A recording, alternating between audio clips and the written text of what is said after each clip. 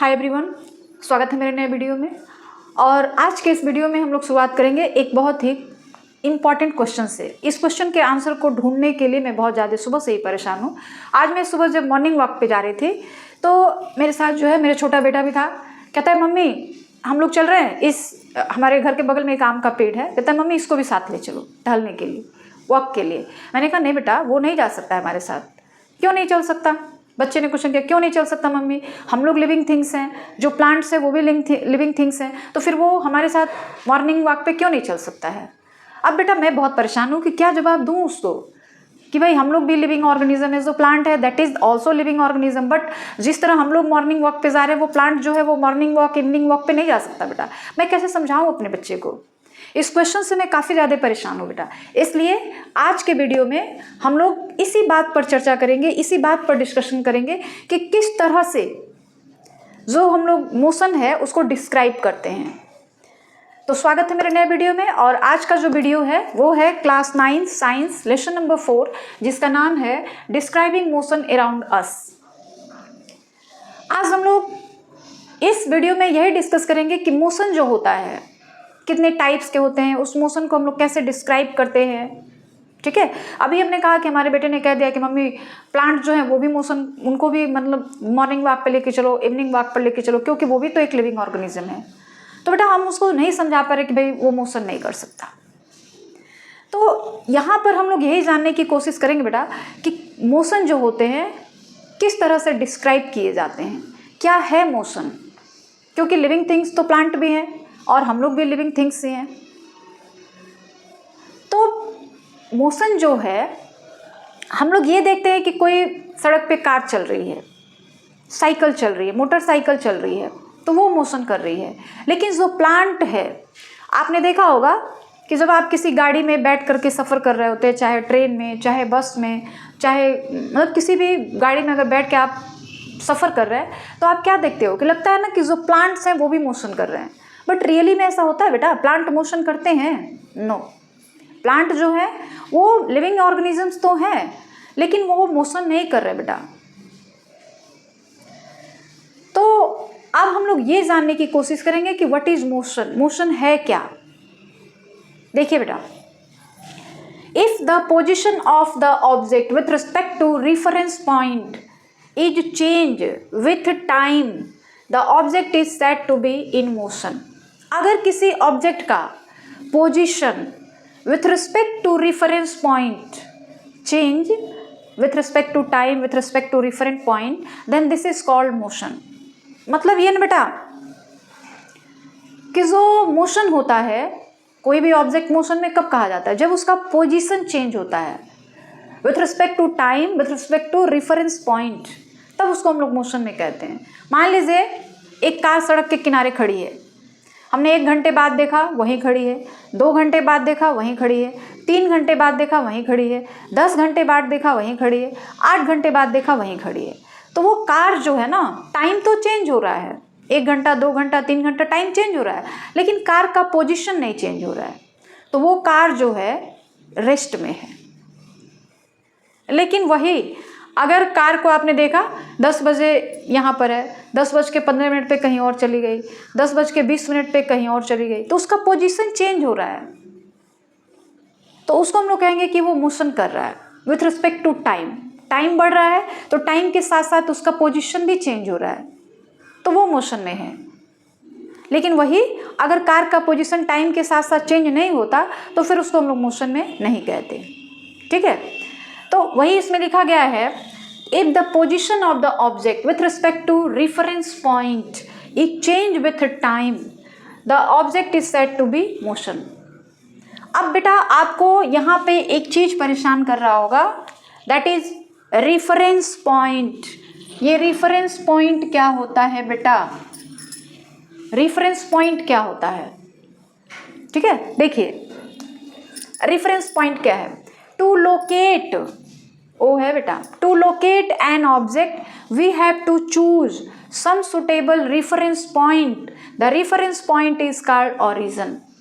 किसी भी ऑब्जेक्ट के पोजीशन को डिस्क्राइब करने के लिए हमको एक फिक्स पॉइंट चूज करना पड़ता है।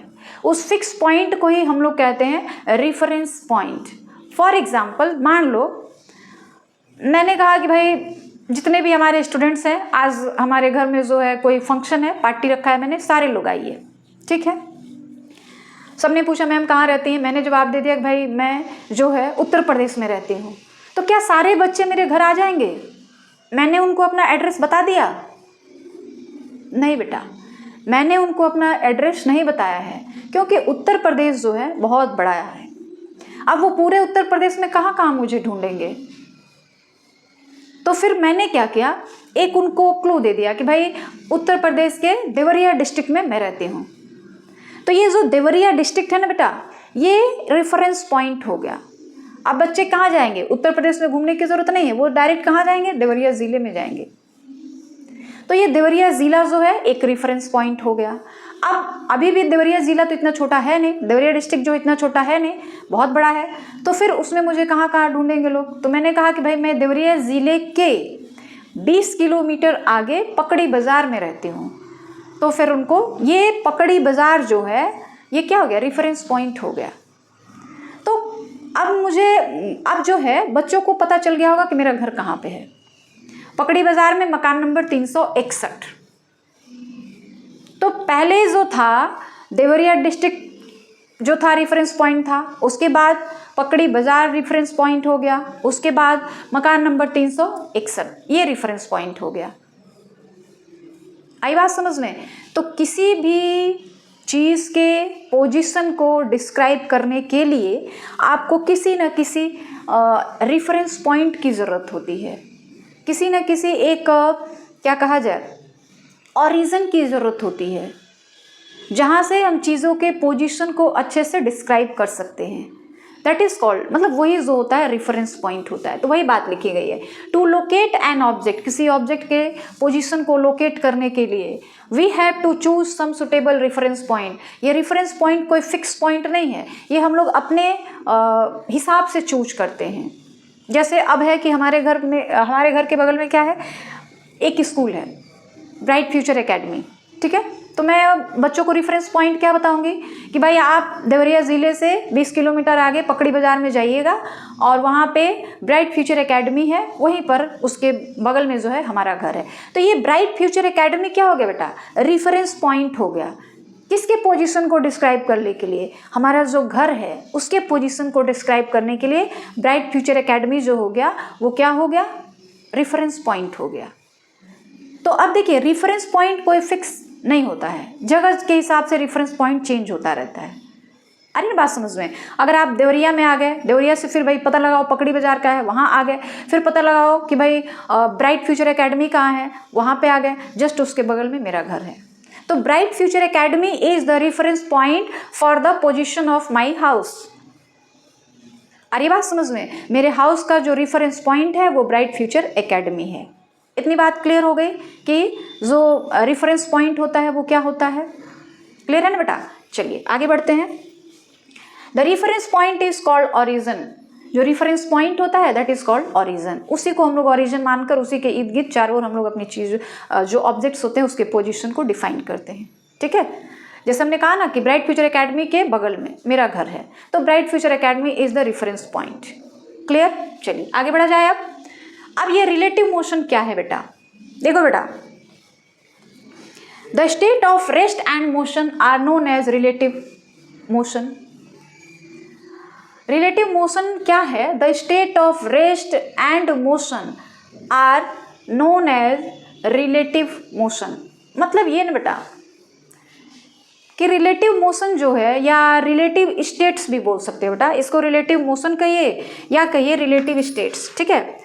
इसमें क्या होता है कि कोई भी ऑब्जेक्ट या एक ऐसा स्टेट जिसमें ऑब्जेक्ट जो होता है ना तो रेस्ट में भी होता है और क्या कहा जाए मोशन में भी होता है, उस स्टेट को हम लोग क्या कहते हैं? रिलेटिव स्टेट्स बोलते हैं। रिलेटिव स्टेट लिखा जाए बेटा, मोशन ना।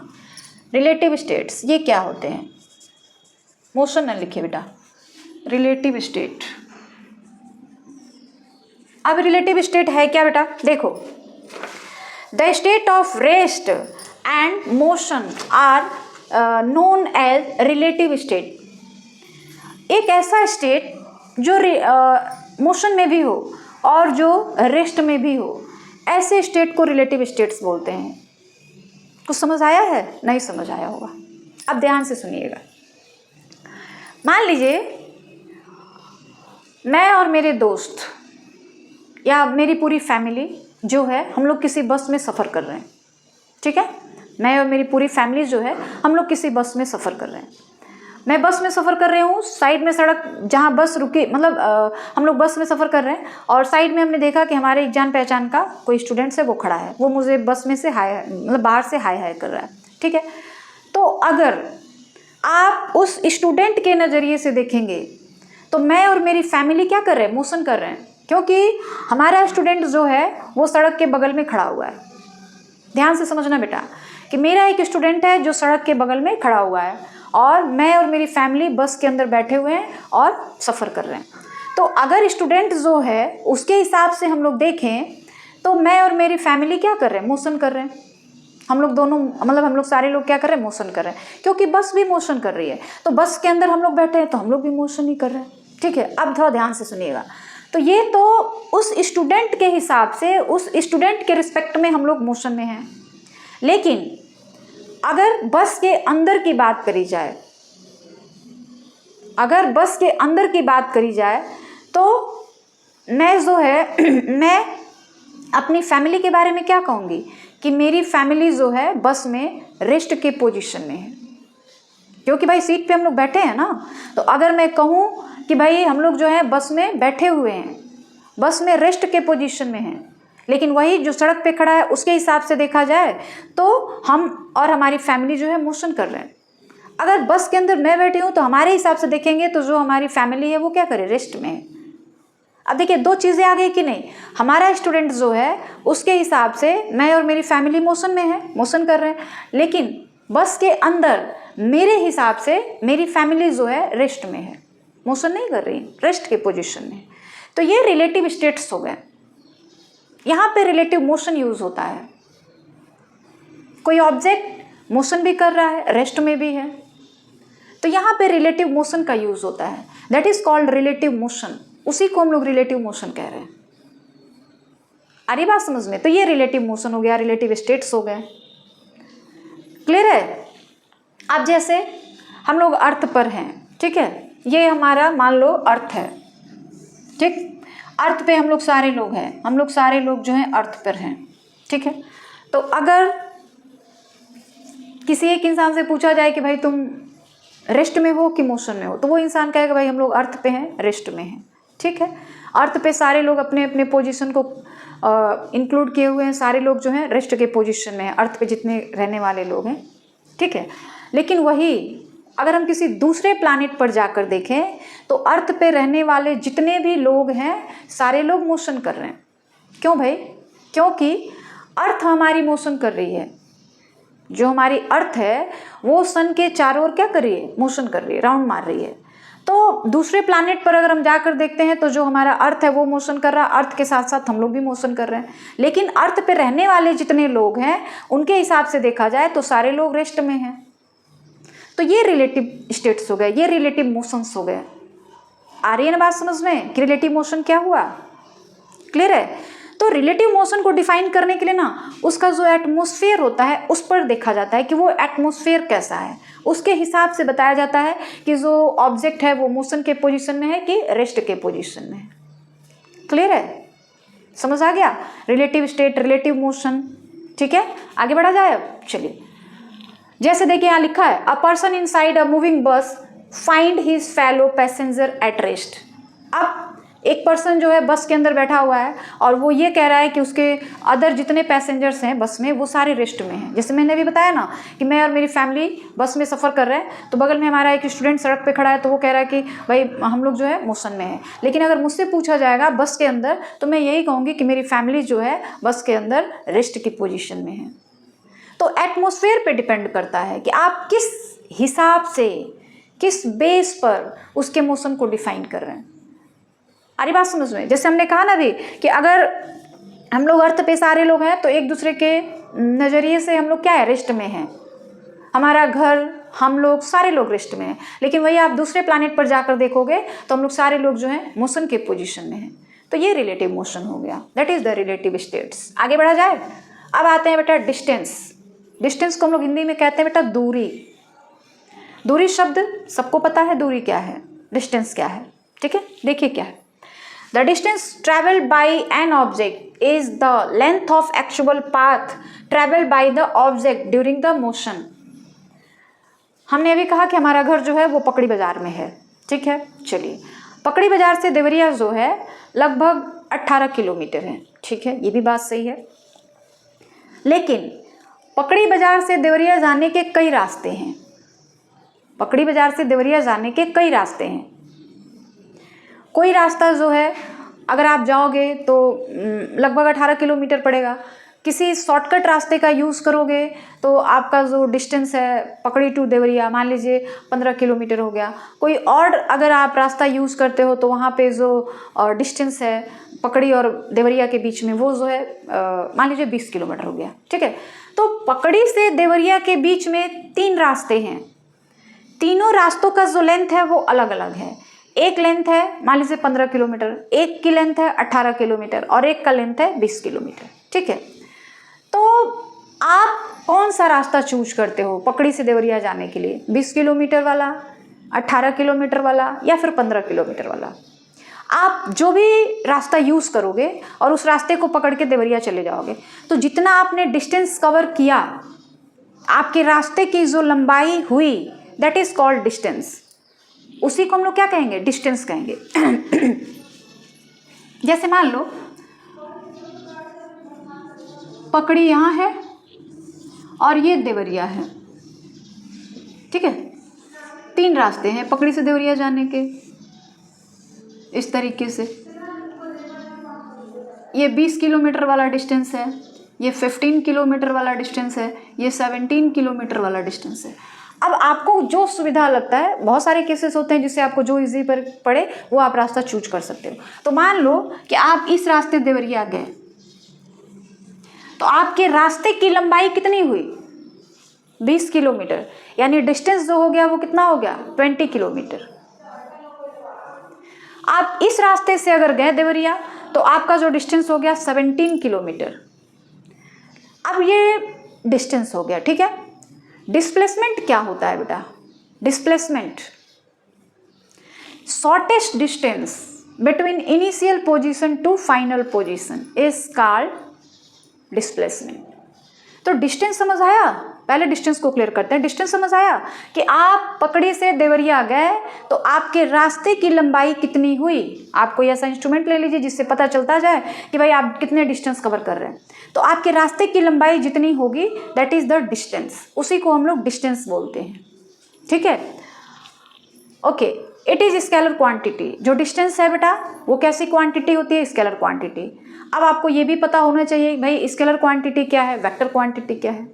स्केलर क्वांटिटी वो क्वांटिटी होती है जिसका केवल मैग्नीट्यूड होता है, डायरेक्शन नहीं होता है।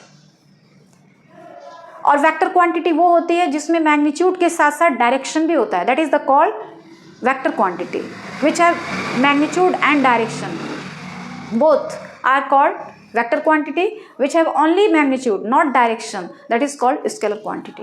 तो जो डिस्टेंस है बेटा ये कैसी क्वांटिटी हो गई, ये जो हो गई स्केलर क्वांटिटी हो गई। डिस्टेंस कैसी क्वांटिटी हो गई, स्केलर क्वांटिटी हो गई, ठीक है।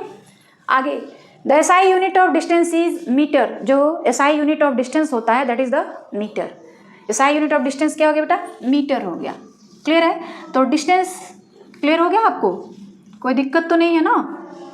आप एक जगह से दूसरी जगह जाते हैं, आपके रास्ते की जो लंबाई है ओरिजिनल लंबाई दैट इज कॉल्ड डिस्टेंस, उसी को हम लोग डिस्टेंस कहते हैं, ठीक है। अब आते हैं डिस्प्लेसमेंट पे। अब डिस्टेंस जो है स्केलर क्वांटिटी क्यों है बेटा, ये भी जान लो थोड़ा। डिस्टेंस है स्केलर क्वांटिटी कैसे, हमने अभी तक बताया कि जो स्केलर क्वांटिटी होती है which have no direction only magnitude, उसके पास डायरेक्शन नहीं होता है। अब हमने कहा कि मैं 20 किलोमीटर डिस्टेंस कवर करके यहाँ पे आई हूँ, तो उसमें डायरेक्शन आपको पता चल रहा है कि मैं किस डायरेक्शन से आई हूँ, बस मुझे ये पता है कि मैं 20 किलोमीटर डिस्टेंस कवर करके यहाँ पे आई हूँ, डायरेक्शन हमको नहीं पता चल रहा है। This is scalar quantity. लेकिन अगर मैं कह दूं कि मैं 20 किलोमीटर नॉर्थ से चल के यहाँ पर आई हूँ, दैट इज, अब वहाँ पे नॉर्थ डायरेक्शन आ गया, 20 किलोमीटर जो है आपका डिस्टेंस आ गया, बोथ आर प्रेजेंट, डायरेक्शन भी है, मैग्नीट्यूड भी है, so it is scalar quantity. मतलब ये कि एक ऐसी क्वांटिटी जिसमें दोनों हो, डायरेक्शन भी हो, मैग्नीट्यूड भी हो, दैट इज वेक्टर क्वांटिटी, और जिसमें केवल मैग्नीट्यूड और डायरेक्शन ना हो, that is called scalar quantity. तो ये बातें क्लियर हो गई। अब आते हैं डिस्प्लेसमेंट पे बेटा। डिस्प्लेसमेंट क्या है? It is the shortest distance between the initial position and final position of the object. It is a vector quantity. The SI unit of displacement is also metre. तो अभी हमने बताया ना कि देवरिया से, पकड़ी से देवरिया जाने के 3 रास्ते, एक की लंबाई 20 किलोमीटर, दूसरे की लंबाई 17 किलोमीटर और तीसरे की लंबाई जो है 15 किलोमीटर। तो जो शॉर्टेस्ट डिस्टेंस वाला रास्ता है दैट इज डिस्प्लेसमेंट हो जाएगा, वही जो होगा डिस्प्लेसमेंट हो जाएगा। एक बात ये भी बेटा कि जो डिस्प्लेसमेंट है और डिस्टेंस है, इन दोनों में कई सारे डिफरेंसेस होते हैं। एक सिमिलरिटीज़ तो ये हो गई कि दोनों का जो SI यूनिट है मीटर, डिस्टेंस का और डिस्प्लेसमेंट का, वो मीटर ही है, लेकिन इसके अलावा उसमें कई सारे डिफरेंसेस होते हैं। जैसे डिस्टेंस जो है actual length of the path, displacement shortest distance between initial position and final position. दूसरी चीज़, distance is vector scalar quantity but displacement is vector quantity. Clear है? डिस्टेंस जो होता है वो हमेशा always greater than the displacement, displacement से हमेशा वो बड़ा होता है, और डिस्टेंस हमेशा बड़ा होता है, displacement always lower than the distance. उसके बाद distance is not negative not zero. Distance जो होता है कभी निगेटिव नहीं हो सकता, कभी ज़ीरो नहीं हो सकता है, but displacement is may be zero may be negative. Displacement जो होता है वो ज़ीरो भी हो सकता है, निगेटिव भी हो सकता है। अब आप ना बेटा यहाँ पे एक एग्जाम्पल देखते हैं, ठीक है? देखिए, मान लीजिए कोई ऑब्जेक्ट है, इस तरीके से हमने यहाँ पे बना दिया, ठीक है? देखो, ये हमारा ऑरिजिन है, ठीक है? कोई ऑब्जेक्ट जो है, कोई भी ऑब्जेक्ट, वो 5 किलोमीटर यहाँ गया नॉर्थ की तरफ, ठीक है? यहाँ से स्टार्ट किया, स्टार्टिंग पॉइंट ये है, यहाँ से ये ईस्ट हो गया, ये नॉर्थ हो गया, ये साउथ हो गया, और ये जो है वेस्ट हो गया, ठीक है? तो कोई ऑब्जेक्ट जो है पहले ओरिजिन से चलना स्टार्ट करती है, यहाँ से ओ से, और 5 किलोमीटर ईस्ट की ओर जाती है, ईस्ट की ओर जा रही है, ठीक है? 5 किलोमीटर, तो 5 किलोमीटर यहाँ आया, फिर वो ऑब्जेक्ट टर्न हो जाती है नॉर्थ की तरफ और 5 किलोमीटर फिर जाती है, ठीक है? फिर वो ऑब्जेक्ट वेस्ट की तरफ टर्न होती है इस तरीके से, और इधर 10 किलोमीटर चलती है वेस्ट की तरफ, ठीक है? और यहाँ पे ऑब्जेक्ट जो है रुक गई है। ऑब्जेक्ट का स्टार्टिंग पॉइंट यहाँ पर है और फाइनल पॉइंट यहाँ पर है, मतलब यहाँ पे ऑब्जेक्ट जो है रुकी हुई है, ठीक है? तो ये ऑब्जेक्ट का पूरा पोजीशन हमने आपको बता दिया, ठीक है? कि ऑब्जेक्ट स्टार्ट कहाँ से कर रहा है? ओ से। पहले वो ईस्ट की तरफ जाता है 5 किलोमीटर, फिर वो नॉर्थ की तरफ मुड़ जाता है 5 किलोमीटर, फिर वो वेस्ट की तरफ मुड़ जाता है 5 किलोमीटर, ठीक है? ऑब्जेक्ट कहाँ था स्टार्टिंग में? यहाँ पर था, अभी वो कहाँ पे है बेटा? यहाँ पर है। तो ये इनिशियल पोजीशन हो गया and this is the final position, ठीक है? अब इसका डिस्टेंस क्या होगा बेटा? डिस्टेंस, कोई ये जो ऑब्जेक्ट है यहाँ से गया यहाँ, फिर यहाँ, फिर यहाँ, तो कितना डिस्टेंस कवर किया? डिस्टेंस जो होगा, देखिए डिस्टेंस क्या हो जाएगा बेटा? देखो 5 5 10 और ये 10 20 किलोमीटर। डिस्टेंस कितना हो गया? 20 किलोमीटर। बट डिस्प्लेसमेंट क्या होगा बेटा? डिस्प्लेसमेंट बताइए थोड़ा। डिस्प्लेसमेंट तो अभी हमने बताया shortest distance between initial position and final position, ठीक है? अब देखो बेटा, इसका इनिशियल पोजीशन ये है, फाइनल पोजीशन ये है, ठीक है? अब ऑब्जेक्ट को ओ से सी तक जाना है, उसके पास 2 रास्ते हैं। मान लीजिए कोई लड़का ही है, उसका घर यहाँ पर है और स्कूल यहाँ पे है, तो उसको जाने के 2 रास्ते हैं, एक ऐसे मुड़ता हुआ जाए और एक डायरेक्ट यहाँ से चला है। 2 रास्ते हैं उसके पास। तो अब आपको देखना पड़ेगा कि शॉर्टेस्ट डिस्टेंस किस में आ रहा है। तो अगर वो लड़का जो है इस रास्ते को फॉलो करता है तो डिस्टेंस कितना जाएगा? 20 किलोमीटर। अगर वो लड़का यहाँ से डायरेक्ट यहाँ पर आ जाता है तो कितना डिस्टेंस कवर करना पड़ेगा? क्योंकि इनिशियल पोजीशन यहाँ पर है, फाइनल पोजीशन यहाँ पे है। तो उसके लिए जानते हो क्या करना पड़ेगा, देखिए अगर हम इसको ऐसे मिला दें इस तरीके से, तो ये वाली डिस्टेंस और ये वाली डिस्टेंस दोनों बराबर होंगी, मतलब ये डिस्टेंस जितना है उतना ये भी है। तो ये वाला डिस्टेंस कितना होगा देख लेते हैं। तो उसी मतलब ये वाला जो डिस्टेंस होगा ना, दैट इज कॉल्ड डिस्प्लेसमेंट। क्यों? क्योंकि this is the shortest distance between initial position and final position. अगर वो इधर से ऐसे घूम के जाएगा तो 20 किलोमीटर उसको डिस्टेंस कवर करना पड़ेगा। अगर वो डायरेक्ट यहाँ से यहाँ आता है तो कितना किलोमीटर डिस्टेंस कवर करना पड़ेगा। मान लो यहाँ पे O है और यहाँ पे हमने C रख लिया, तो OC क्या हो जाएगा बेटा, यहाँ पे मैं लाइन खींच रही हूँ, OC इज इक्वल टू √5 का स्क्वायर प्लस 5 का स्क्वायर। पाइथागोरस थ्योरम हम लोग यूज़ कर रहे हैं बेटा। तो 25 50 का हो जाएगा 5√2 किलोमीटर। तो ये वाला डिस्टेंस जो है 5√2 किलोमीटर है, और इस तरह जो वो रास्ते को फॉलो करते हुए आता है उसका डिस्टेंस 20 किलोमीटर है। तो कौन सा शॉर्टेस्ट डिस्टेंस हुआ, 5√2। तो ये जो है दिस इज कॉल्ड डिस्प्लेसमेंट, इसी को हम लोग डिस्प्लेसमेंट कहते हैं। मैंने कहा ना अभी कि देवरिया जाने के 3 रास्ते थे, एक की लंबाई 20 किलोमीटर, एक की लंबाई 15 किलोमीटर और एक की लंबाई 17 किलोमीटर। तो तीनों डिस्टेंस है, लेकिन डिस्प्लेसमेंट किसको कहेंगे, जो शॉर्टेस्ट डिस्टेंस होगा, दैट इज डिस्प्लेसमेंट। आई बात समझ में? तो डिस्टेंस और डिस्प्लेसमेंट समझ आ गया, कोई दिक्कत समझ आया है ना? देखो बेटा, मैं पूरी कोशिश करती हूँ कि मैं अपना बेस्ट दूँ, आपको वो हर टॉपिक क्लियर हो जो मैं पढ़ा रही हूँ, समझा रही हूँ। लेकिन फिर भी बेटा मैं भी इंसान हूँ, मैं भी अपनी गलती मानती हूँ कि कुछ चीज़ें हैं जो आप नहीं समझ पा रहे हैं, तो आप उसको कमेंट में लिखिए बेटा, कमेंट में लिख के बताइए, तो मैं उसकी कोशिश करूँगी कि उसका आंसर दे दूँ। ठीक है बेटा, मैं एक बार कमेंट जरूर चेक कर लेती हूँ भाई किस बच्चे ने क्या डिमांड किया है। तो आप भी उस चीज़ को एक बार कमेंट में लिख कर भेजिए, मैं पूरी कोशिश करूँगी कि वो टॉपिक अगर आपको नहीं क्लियर हुआ है तो अच्छे से क्लियर हो जाए। ठीक है, चलिए आगे बढ़ा जाए अब। ओके, अगला हमारा है topic uniform motion. Uniform motion क्या है, देखिए, when an object travel equal distance in equal interval of time, however small interval में be, is called uniform motion. जब कोई object equal interval of time में इक्वल डिस्टेंस कवर करता है तो उसी को हम लोग यूनिफॉर्म मोशन कहते हैं। फॉर एग्जाम्पल, कोई कार है जिसका जो स्पीड है 60 किलोमीटर पर आवर है, यानी वो 1 घंटे में 60 किलोमीटर का डिस्टेंस कवर करता है।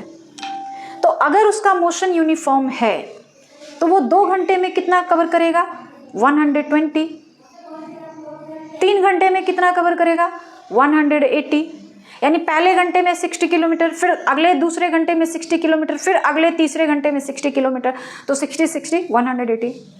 तो इस टाइप के मोशन को, और अगर हम लोग टाइम कम करते जाए, जैसे कार की जो स्पीड है 60 किलोमीटर पर आवर है, यानी 1 घंटे में 60 मिनट में वो 1 किलोमीटर जा सकता है। ठीक है, तो अगर हम लोग टाइम को कम कर दें, अगर हम टाइम आधा कर दें, 30 मिनट कर दें, तो फिर जो कार है वो कितने डिस्टेंस कवर करनी चाहिए, ½ किलोमीटर। अगर हम 30 का भी आधा 15 मिनट कर दें तो कार कितने किलोमीटर जानी चाहिए। तो इस तरह से अगर हम टाइम को इंक्रीज करते हैं, डिक्रीज करते हैं, तो जो मतलब डिस्टेंस है किसी भी ऑब्जेक्ट का वो भी इक्वल होता है। तो फिर इस टाइप के मोशन को हम लोग यूनिफॉर्म मोशन कहते हैं। लेकिन वही अगर इक्वल इंटरवल ऑफ टाइम में जो डिस्टेंस है वो इक्वल नहीं आ रहा है, अनइक्वल आ रहा है, तो उसको हम लोग कहेंगे नॉन यूनिफॉर्म मोशन। जैसे कोई कार है जिसका स्पीड जो है, वही एग्जांपल फिर से 60 किलोमीटर पर आवर है, मतलब उस कार ने पहले घंटे में 60 किलोमीटर का डिस्टेंस कवर किया।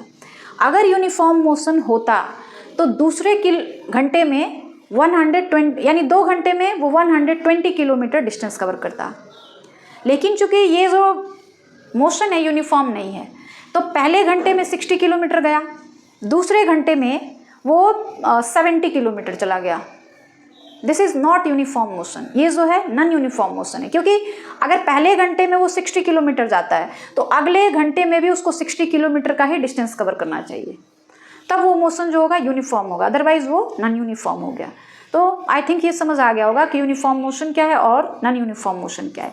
तो वही चीज़ें यहाँ पे लिखी गई। Non uniform motion when an object travel unequal distances in equal interval of time however small the interval में be is called non uniform motion. चाहे वो इक्वल इंटरवल जो है कितना भी छोटा क्यों ना हो जाए, लेकिन जो डिस्टेंस है वो इक्वल होना चाहिए। जैसे हमने बताया ना कि अगर किसी कार की स्पीड 60 किलोमीटर पर आवर है तो पहले 1 घंटे में 60 किलोमीटर, फिर दूसरे घंटे में भी वो 60 किलोमीटर का डिस्टेंस कवर करेगा, तो वो यूनिफॉर्म हो गया। अगर हम टाइम को कम कर दें तो 1 घंटे में अगर कार 60 किलोमीटर जाती है तो आधे घंटे में कितनी जानी चाहिए? 30 किलोमीटर जानी चाहिए। आ रही बात समझ में? तो टाइम को अगर कम करे और या ज़्यादा करे, जो उसका स्पीड है वो फिक्स रहना चाहिए। तो ऐसे मोशन को हम लोग क्या कहेंगे? Uniform motion. और ये non uniform motion when an object travel unequal distances in equal interval of time then this is called non uniform motion. तो क्लियर हो गई सारी बातें? कोई दिक्कत नहीं है? कोई दिक्कत नहीं है ना? आगे बढ़ा जाए अब? तो चलिए जल्दी से इसका स्क्रीनशॉट ले लीजिए, फिर हम लोग आगे बढ़े। ठीक है, चलिए अब हम लोग डिस्कस करेंगे बेटा स्पीड। स्पीड को हम लोग ना जनरली हिंदी में चाल बोलते हैं, चाल। अभी हमने देखा कि डिस्टेंस क्या है, डिस्प्लेसमेंट क्या है, ये सारी चीज़ों के बारे में डिस्कस किया। अब हम लोग पढ़ेंगे कि स्पीड क्या है। तो रेट ऑफ मोशन जो होता है, रेट ऑफ मोशन से आया है ये स्पीड। मान लीजिए हमको किसी एक जगह से दूसरे जगह जाना है, ठीक है। मान लीजिए आपका घर है और आपका स्कूल आपके घर से 5 किलोमीटर दूर है, ठीक है, मान लीजिए। तो आप जाएंगे या तो गाड़ी से जाइए, चाहे साइकिल से जाइए, जिससे भी जाइए, या फिर कहा जाए कि 2 दोस्त हैं, दोनों अपने घर से निकलते हैं, दोनों का घर पास ही है, दोनों अपने घर से निकलते हैं। एक जो होता है पहले चला जाता है, यानी उसका स्पीड जो था फास्ट था। एक जो होता है देर से पहुंचता है, यानी उसका स्पीड जो है वो क्या है? स्लो है। तो ये स्पीड है क्या? वैसे आप नॉर्मली तो जान रहे हैं कि स्पीड क्या है, लेकिन बुक के अकॉर्डिंग क्या होता है? Speed is defined as the distance travelled by the body in unit time. 1 घंटा में या 1 मिनट में या 1 सेकंड में कोई यूनिट टाइम होना चाहिए। टाइम आप जो भी लोगे वो यूनिट होना चाहिए। तो चाहे 1 घंटा लीजिए, चाहे 1 मिनट लीजिए, चाहे आप 1 सेकंड ले लीजिए, ठीक है। यूनिट टाइम में कोई ऑब्जेक्ट जितना डिस्टेंस कवर करती है that is called its speed. Unit time में कोई ऑब्जेक्ट जितना डिस्टेंस कवर करेगी that is called speed of the body या स्पीड ऑफ दैट ऑब्जेक्ट, ठीक है। देखिए क्या लिखा गया है, speed is defined as the distance travel by the body in unit time. उसी को हम लोग क्या कहते हैं? स्पीड कहते हैं। स्पीड के लिए फॉर्मूला है डिस्टेंस अपॉन टाइम। स्पीड को हम लोग किससे रिप्रेजेंट करते हैं? v से। v is equal to s by t. v क्या है? स्पीड है। s क्या है? डिस्टेंस है। एंड t क्या है? टाइम है, ठीक है। आप चाहो तो यहाँ पे लिख सकते हो v is equal to speed, s distance, t time. तो स्पीड हम लोग कैसे निकालते हैं? Distance upon time. आई बात समझ में? It is a scalar quantity. जो स्पीड है ना बेटा वो क्या होती है? एक स्केलर क्वांटिटी होती है। Its SI unit is metre per second. और उस तरह से मतलब लिखने का तरीका है, मीटर पर सेकेंड को इस तरह भी लिख सकते हो और इस तरह भी लिख सकते हो। यह जो है एक स्केलर क्वांटिटी होती है, मतलब इसमें डायरेक्शन नहीं होता है, केवल मैग्नीट्यूड होता है, ठीक है।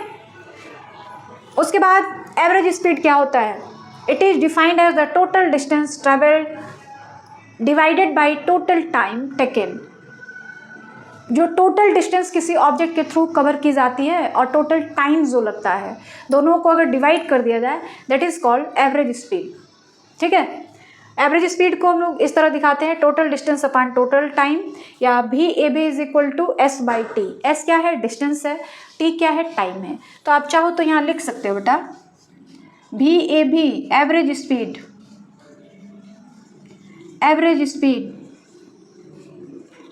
एस डिस्टेंस, टी टाइम, ये सारी चीज़ें हैं। ठीक है, अब देखिए बेटा, जो स्पीड होता है ना वो कभी भी निगेटिव क्वांटिटी नहीं होती है। जीरो हो सकता है बट निगेटिव क्वांटिटी नहीं हो सकती है। ठीक है, और अब हम लोग आ जाते हैं वेलोसिटी ऑफ द बॉडी। देखिए स्पीड आपको समझ आ गया है कि यूनिट टाइम में कोई ऑब्जेक्ट जितना डिस्टेंस कवर करती है दैट इज कॉल्ड स्पीड। अगर स्पीड किसी फिक्स डायरेक्शन में हो रहा है, स्पीड तो दिया है लेकिन उसके साथ साथ डायरेक्शन भी दिया गया है, तो डायरेक्शनल स्पीड को हम लोग वेलोसिटी बोलते हैं। आई बात समझ में? एक ऐसा स्पीड जिसमें डायरेक्शन भी हो, तो डायरेक्शनल स्पीड जो होता है दैट इज कॉल्ड वेलोसिटी। वही बात यहाँ पे लिखी गई है वेलोसिटी का। It is the distance travelled by body in unit time in a given direction is called velocity. मतलब किसी फिक्स डायरेक्शन में कोई बॉडी जो है यूनिट टाइम में कितना डिस्टेंस कवर करती है उसी को हम लोग स्पीड तो कहते हैं, लेकिन डायरेक्शन फिक्स हो गया है ना तो उसको हम लोग वेलोसिटी बोलेंगे। ठीक है, वेलोसिटी के लिए फॉर्मूला क्या है? Distance travel in given direction by total time या टाइम। और इसको हम लोग इस तरह भी लिख सकते हैं, या v is equal to s by t. V vector sign दिया हुआ है, यानी जो वेलोसिटी होती है वो कैसी क्वांटिटी होती है? वेक्टर क्वांटिटी होती है, उसमें डायरेक्शन भी होता है और मैग्नीट्यूड भी होता है। वैसे हम ये देख रहे हैं कि जो वेलोसिटी है वह भी एक स्पीड है बेटा, लेकिन बस क्या है उसका एक डायरेक्शन दे दिया गया, डायरेक्शन की वजह से वो वेलोसिटी हो जा रहा है। तो इसका भी जो SI यूनिट है ये क्या है? मीटर पर सेकेंड, किलोमीटर पर आवर। ठीक है, it is of two type, uniform velocity and non uniform velocity. फिर जो स्पीड है ना वह भी दो टाइप्स का होता है, uniform speed, non uniform speed. Uniform velocity क्या होती है? When equal distance travel by the object in equal interval of time. Non uniform, equal distance are not covered in equal interval of time. वही चीज़ equal uniform speed में भी है, वही चीज़ uniform velocity में भी है। ठीक है, उसके बाद है बेटा एवरेज वेलोसिटी। ये क्या होती है? Average velocity of a body is arithmetic mean of initial velocity and final velocity of the body. कोई ऑब्जेक्ट जिस स्पीड से अपना स्टार्ट करती है डिस्टेंस कवर करना, ये ज़रूरी नहीं है कि पूरे टाइम जहाँ तक वो उसको पहुँचना है वहाँ तक पहुँचने में ज़रूरी नहीं कि उसका स्पीड फिक्स ही रहता है, कभी ज़्यादा या कम हो सकता है। तो वहाँ पे initial velocity and final velocity आती है। तो एवरेज वेलोसिटी क्या हो गई? Initial velocity plus final velocity by 2। V a b is equal to u plus v by 2। आई बात समझ में कि एवरेज वेलोसिटी क्या है? Average velocity of a body is arithmetic mean of initial velocity and final velocity of the body. Average velocity is equal to initial velocity plus final velocity by 2। और u जो है initial velocity है, v जो है final velocity है। ठीक है, तो सारी चीज़ें क्लियर हो गई, कोई दिक्कत नहीं है। आगे बढ़ा जाए अब, तो जल्दी से इसका स्क्रीनशॉट ले लीजिए, फिर हम लोग आगे बढ़े। Now the topic is acceleration. अभी बेटा हमने स्पीड के बारे में पढ़ा, फिर वेलोसिटी के बारे में पढ़ा कि जो डायरेक्शनल स्पीड होती है वही वेलोसिटी हो जाती है। डिस्टेंस जिसमें डायरेक्शन हो डिस्प्लेसमेंट कहा जाता है। अब हम पढ़ेंगे acceleration. Rate of change of motion जो था उसको हम लोग या तो स्पीड कह रहे थे या तो वेलोसिटी कह रहे थे। अब एक्सेलरेशन जो है यह जो है rate of change of velocity. Acceleration क्या है? Rate of change of velocity with respect to time is called acceleration. ठीक है, एक्सेलरेशन जो होता है क्या है? देखिए, it is defined as the rate of change of velocity with respect to time. Time के रिस्पेक्ट में जो वेलोसिटी में चेंज होता है that is called acceleration. Acceleration is denoted by A, small A से हम लोग एक्सेलरेशन को डिनोट करते हैं। देख लीजिए, acceleration of a body is measure of change in velocity per unit time. जो एक्सेलरेशन है उससे हम लोग वेलोसिटी में कितना चेंज हुआ है यूनिट समय में, यूनिट टाइम में, that is also can be measure. और it is denoted by a. जो एक्सेलरेशन होता है उसको हम लोग ए से रिप्रेजेंट करते हैं। और इसको हम लोग डिफाइन, मतलब इसका फॉर्मूला क्या है? Change in velocity by time taken. अब वेलोसिटी में चेंज कितने की हुई है? मान लीजिए आपकी जो घर से जब आप निकले, जब भी आप घर से निकल रहे हो तो आपकी गाड़ी की जो स्पीड होती है नॉर्मल रहती है बेटा, ज़्यादा फास्ट नहीं होती है। तो आप जिस समय घर से निकले उस समय जो आपके बाइक की स्पीड थी दैट इज इनिशियल वेलोसिटी, ठीक है, उसी को हम लोग क्या कहते हैं, इनिशियल वेलोसिटी कहते हैं। लेकिन जब तक आप घर के पास रहते हो, जब तक आपके घर से आप दिख रहे हो बाइक पर, तब तक आपकी स्पीड जो है वही नॉर्मल स्पीड रहती है। लेकिन जैसे ही आप घर से दूर हो जाते हो, आपके घर से आपको कोई देख नहीं पा रहा है, आप क्या करते हो, बाइक की स्पीड जो होते हैं बढ़ा देते हैं। वहाँ पे बाइक की स्पीड क्या हो गई, चेंज हो गई, बढ़ गई, घटेगी नहीं। जब तक आपके पेरेंट्स आपको देख रहे थे सड़क पे खड़ा होकर कि हाँ भाई बेटा जा रहा है बाइक से, तो आपकी स्पीड बहुत नॉर्मल रहती है और that is called initial velocity. But after some time t, कुछ समय के बाद जैसे ही आप ओझल हो जाते हो, अपने पेरेंट की नज़र से दूर हो जाते हो, आपके बाइक की स्पीड तुरंत बढ़ जाती है, बदल जाती है। That is final velocity. वो जो वेलोसिटी वहाँ पे जो हो रही है दैट इज फाइनल वेलोसिटी या फाइनल स्पीड भी आप कह सकते हो। बट डायरेक्शन का अंतर होता है, डायरेक्शन है तो वेलोसिटी कहोगे, डायरेक्शन नहीं है तो स्पीड कहोगे। तो अब कितने का चेंज हुआ है वेलोसिटी में, तो क्या करेंगे, जो फाइनल वेलोसिटी थी, जो इनिशियल वेलोसिटी थी, दोनों को आपस में माइनस कर लेंगे, देखेंगे कि कितना चेंज हुआ है, ठीक है। तो वो बताया जा रहा है change in velocity by time. आप चेंज इन वेलोसिटी को कैसे निकालते हैं, final velocity minus initial velocity by time. Final velocity को हम लोग v से रिप्रेजेंट करते हैं, सो फाइनल वेलोसिटी की जगह हमने v रखा, minus initial velocity, initial velocity को हम लोग u से रिप्रेजेंट करते हैं, सो u बाई टाइम t। यानी एक्सेलरेशन को हम लोग क्या कहते हैं, v minus u by T. Acceleration क्या हो गया, v minus u by T. Change in time, change in velocity by time, this is called acceleration, ठीक है। अब देखिए बेटा, एक्सेलरेशन जो होता है इसका SI यूनिट क्या होता है, metre per second square. Acceleration का जो SI यूनिट होता है that is metre per second square. कैसे हो गया बेटा, देखो मान लीजिए ऊपर जो है हमारे पास चेंज इन वेलोसिटी, यानी वो वेलोसिटी ही तो है जिसका जो यूनिट होगा मीटर पर सेकेंड होगा, एक टाइप की वेलोसिटी है तो इसका जो यूनिट हुआ मीटर पर सेकेंड, ऐसे लिख लेते हैं metre per second by time. तो टाइम के लिए भी तो सेकेंड ही हुआ, तो ये क्या हो गया, मीटर पर सेकेंड स्क्वायर।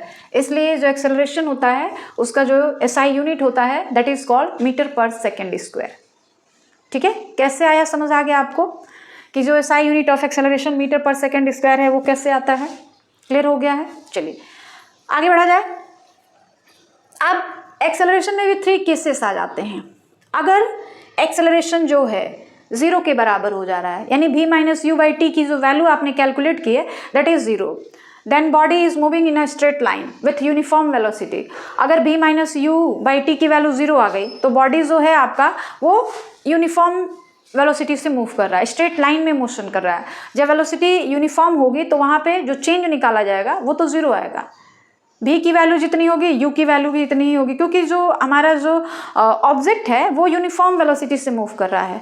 तो v और u दोनों की वैल्यू 0 हो गई, मतलब सेम हो गई, और जब दोनों को माइनस करेंगे तो 0 आ जाएगी।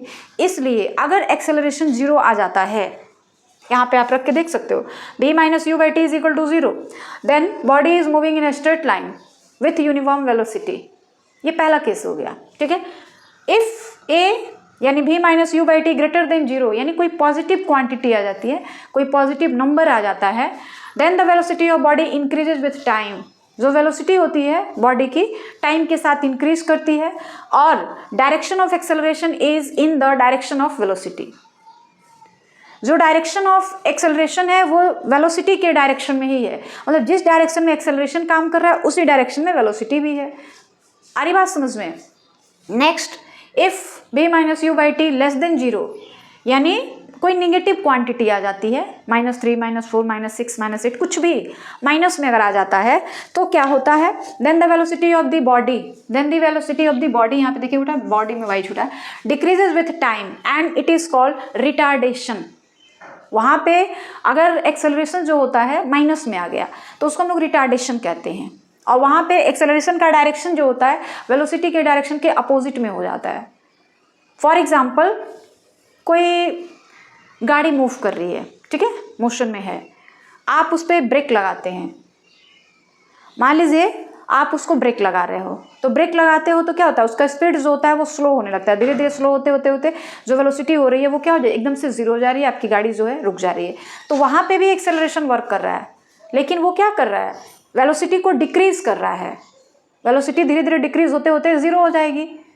तो वहाँ पे जो एक्सेलरेशन काम कर रहा है उसको हम लोग रिटार्डेशन कहेंगे।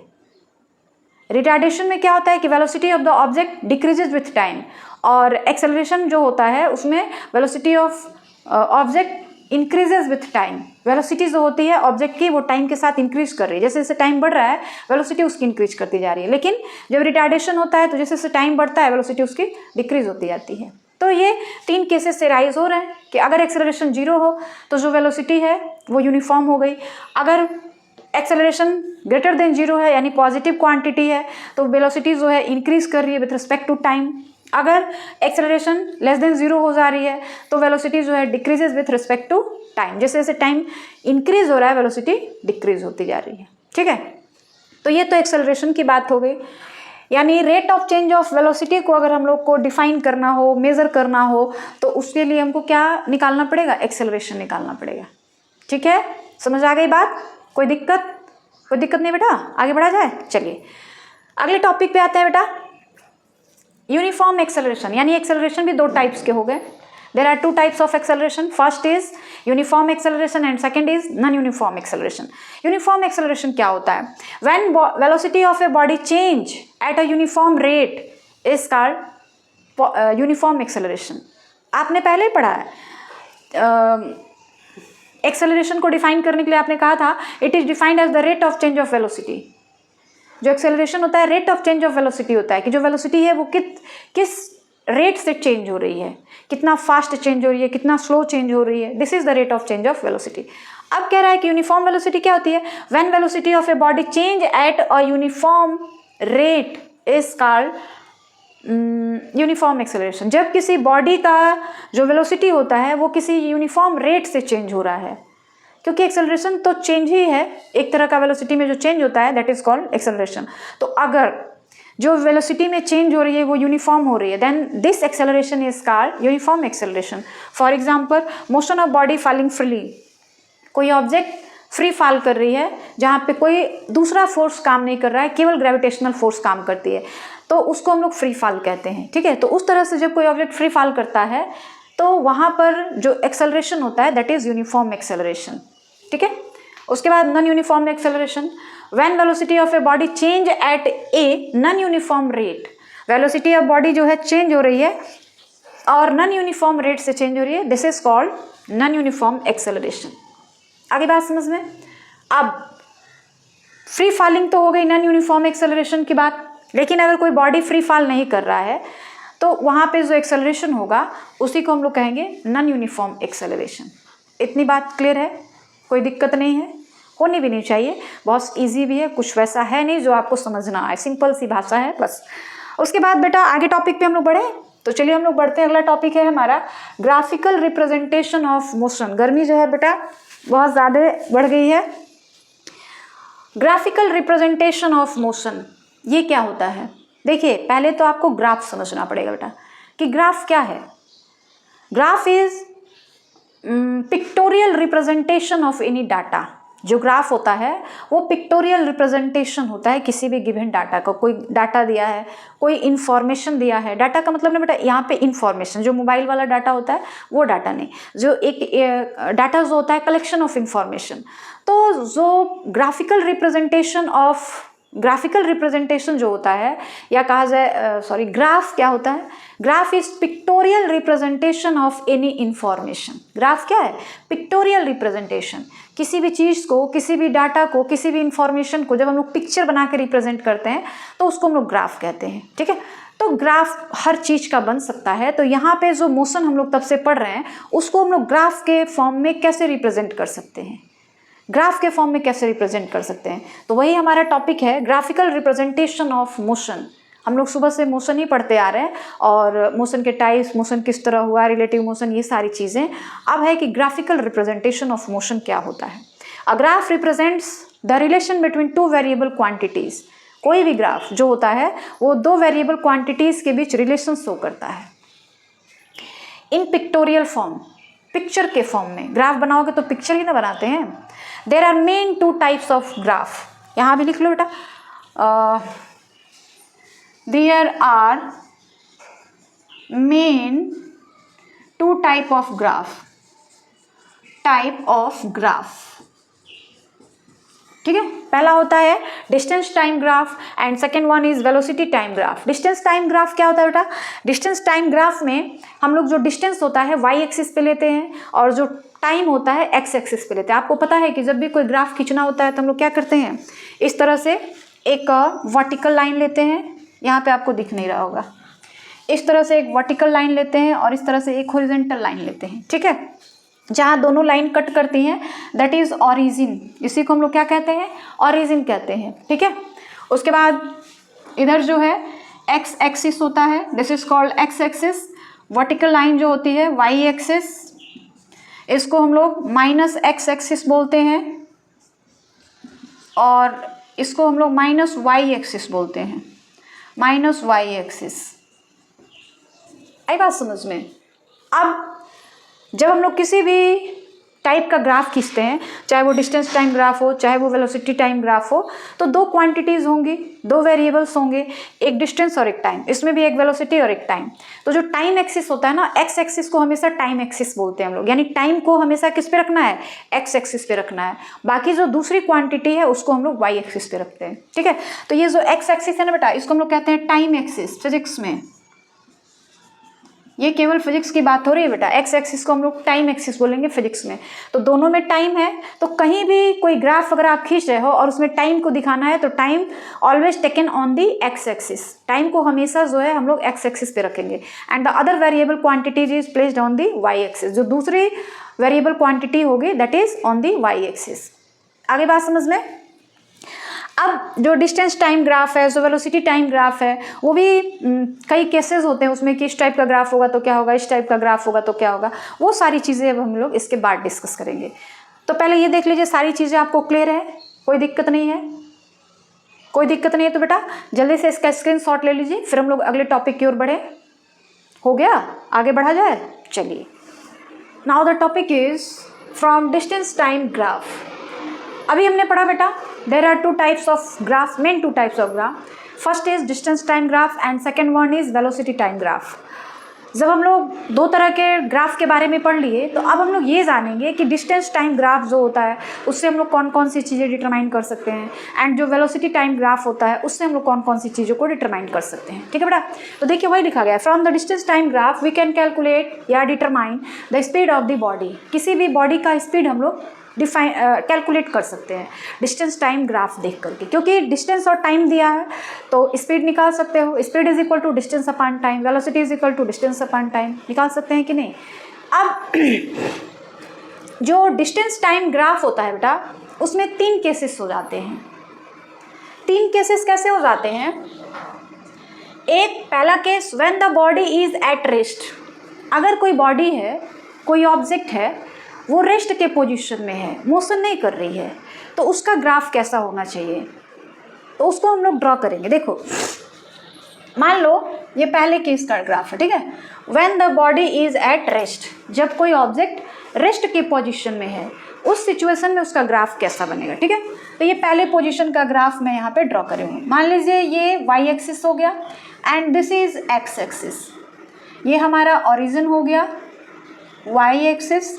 वाई एक्सिस को हम लोगों ने कहा था बेटा टाइम एक्सिस होता है एक्स एक्सिस, यानी टाइम को हमको कहाँ रखना है, एक्स एक्सिस पे रखना है, और जो हमारा डिस्टेंस है उसको कहाँ पे रखना है, वाई एक्सिस पे। तो इधर हम लोग लिखेंगे distance, distance, this is distance, and time, this is time. अब कोई ऑब्जेक्ट रेस्ट में है, कैसे पता करोगे कि रेस्ट में है? मान लीजिए सड़क के किनारे कोई गाड़ी खड़ी हुई है, ट्रक है, मान लो कोई ट्रक खड़ा है, ठीक है। और सुबह आपने देखा सुबह आँख खुली आपकी, जब आप कमरे से बाहर निकले तो आपने देखा 5 बजे कि ट्रक वहाँ खड़ी है। फिर आप 10 बजे देख रहे हो, ट्रक फिर भी वहीं खड़ी है। फिर आप 12 बजे देख रहे हो, ट्रक फिर भी वहीं खड़ी है। 1 बजे देख रहे हो, फिर ट्रक वहीं खड़ी है। यानी टाइम तो बढ़ रहा है, टाइम चेंज हो रहा है, लेकिन जो पोजीशन ऑफ द ट्रक है वो चेंज नहीं हो रहा है। तो यहाँ पर आप कह सकते हो कि पोजीशन चेंज नहीं हो रहा है टाइम चेंज होने के साथ साथ। तो हमारा जो ट्रक है, ऑब्जेक्ट है, वो किस सिचुएशन में है? रेस्ट के पोजीशन में है। ठीक है। अब मान लीजिए कोई कार है जो पहले घंटे में, यहाँ पे ना आवर में या मिनट में टाइम देते हैं, टाइम को हम लोग मिनट में, first, second, third, fourth, fifth, ये मिनट है, मिनट में है सारे टाइम। और ये डिस्टेंस है, मिनट में नहीं सेकंड में ले लेते हैं, टाइम को ना सेकंड में रखते हैं। ठीक है, टाइम इन सेकंड। और यहाँ जो डिस्टेंस है ना, इसको मीटर में कर लेते हैं, मीटर। हमने देखा, मान लो यहाँ पे 5, 10, 15, 20 इस तरीके से बढ़ता जाएगा, 25 इस तरह। ठीक है, हमने पहले मिनट में देखा तो हमारी जो कार थी वो यहीं पर है, 10 मीटर की दूरी पर है। दूसरे मिनट में देखा तो फिर ओरिजिन से 10 मिनट की दूरी पर है, मीटर की दूरी पर है। थर्ड मिनट में सेकंड, सॉरी यहाँ पे टाइम ना बेटा सेकंड में, मैं मिनट बोल दे रही हूँ। टाइम सेकंड में है और डिस्टेंस जो है वो मीटर में है। तो हमने पहली सेकंड में देखा गाड़ी जो है, कार जो है वो ओरिजिन से 10 मीटर की दूरी पे खड़ी है। दूसरे सेकंड में देखा तो भी वो 10 मीटर की दूरी पे खड़ी है। तीसरे सेकंड में देखा तो भी वो 10 मीटर की दूरी पे है। फोर्थ सेकंड में देखा फिर भी वो 10 मीटर की दूरी पर है। फिफ्थ सेकंड में देखा तो भी वो 10 मीटर की दूरी पर ही है। इसका मतलब क्या है? देखो ग्राफ कैसे प्लॉट करोगे, ये दूसरे सेकंड का, तीसरे सेकंड का, चौथे सेकंड का, and this is fifth second. अब इन सबको मिला के एक लाइन हमने खींच दिया इस तरीके से। मतलब अगर कोई ऑब्जेक्ट रेस्ट के पोजीशन में है, बॉडी जो है रेस्ट के पोजीशन में है, तो उसका जो ग्राफ होगा that is a straight line not passing through the origin. जो स्ट्रेट लाइन है वो ओरिजिन से पास नहीं हो रहा है, किसी फिक्स डिस्टेंस से वो जा रहा है और parallel to the X axis. जो ग्राफ प्लॉट किया गया है वो पैरेलल है, एक्स एक्सिस के पैरेलल है। इतनी बात समझ आ गई कि अगर कोई ऑब्जेक्ट, कोई बॉडी रेस्ट के पोजीशन में है तो उसका ग्राफ जो होगा पैरेलल टू एक्स एक्सिस होगा। आगे बात समझ में कि नहीं आई है? चलिए अब दूसरे वाले का भी ग्राफ ड्रॉ कर लेते हैं बेटा। दूसरा केस क्या है? When the body is in uniform motion. पहले केस में क्या था? बॉडी जो था रेस्ट के पोजीशन में था। दूसरे केस में क्या है? जो बॉडी है वो मोशन कर रहा है, और किस टाइप का मोशन कर रहा है बेटा? यूनिफॉर्म मोशन कर रहा है। हमने यूनिफॉर्म मोशन क्या है पहले ही बताया था। पहले हमने ये बताया था कि अगर कोई ऑब्जेक्ट मान लीजिए 1 घंटे में 60 किलोमीटर जाती है तो 2 घंटे में 120 किलोमीटर जाएगी, 3 घंटे में 180 किलोमीटर जाएगी, 4 घंटे में 240 किलोमीटर जाएगी। तो इस तरह के मोशन को हम लोग क्या कहते हैं? यूनिफॉर्म मोशन कहते हैं। इतनी बात समझ आ रही है ना? तो अब उसका ग्राफ किस तरह का होगा, उसका ग्राफ हम लोग कैसे खींचेंगे? ठीक है, तो देखिए दूसरे वाले केस का ग्राफ हम लोग यहाँ खींचते हैं। ठीक है, यहाँ भी दिस इज वाई एक्सिस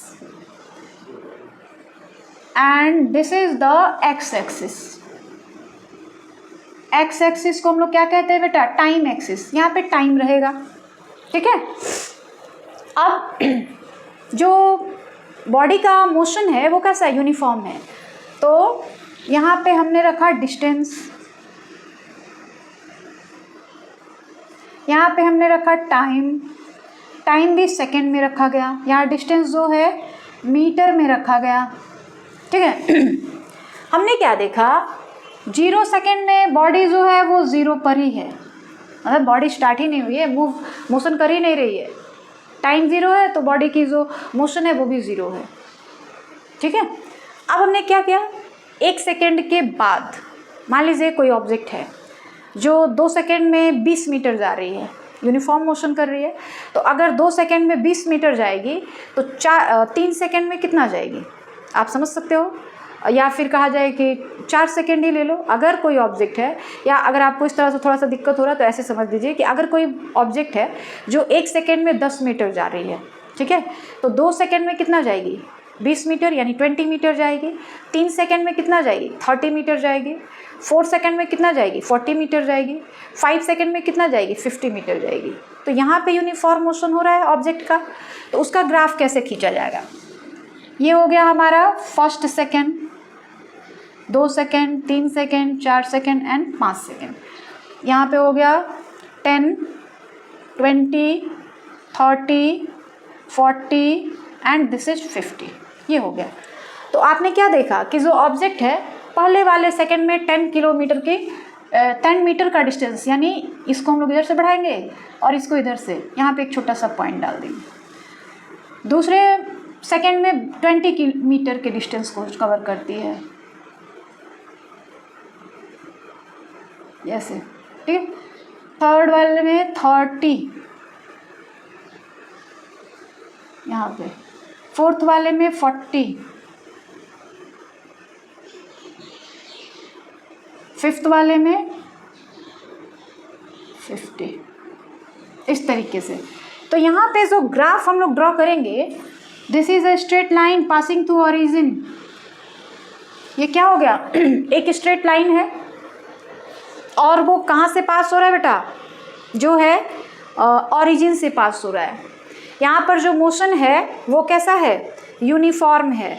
तो यूनिफॉर्म मोशन है तो फर्स्ट सेकंड में 10 मीटर की दूरी गई, दूसरे वाले सेकंड में 20 मीटर की दूरी कवर किया उसने, तीसरे वाले सेकंड में 30 मीटर का डिस्टेंस उसने कवर किया, फोर्थ वाले सेकंड में 40 मीटर का, फिफ्थ वाले सेकंड में 50 मीटर का। तो इस तरह से वो डिस्टेंस कवर कर रहा है। अब ये ग्राफ हो गया।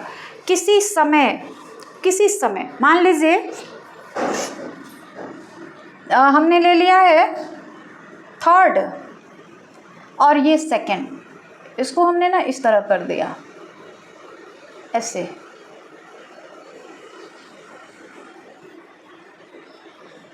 इस तरीके से डॉट डॉट डॉट लाइन नहीं दी गई उसी तरह। तो ये हो गया T1, ये हो गया T2, ठीक है।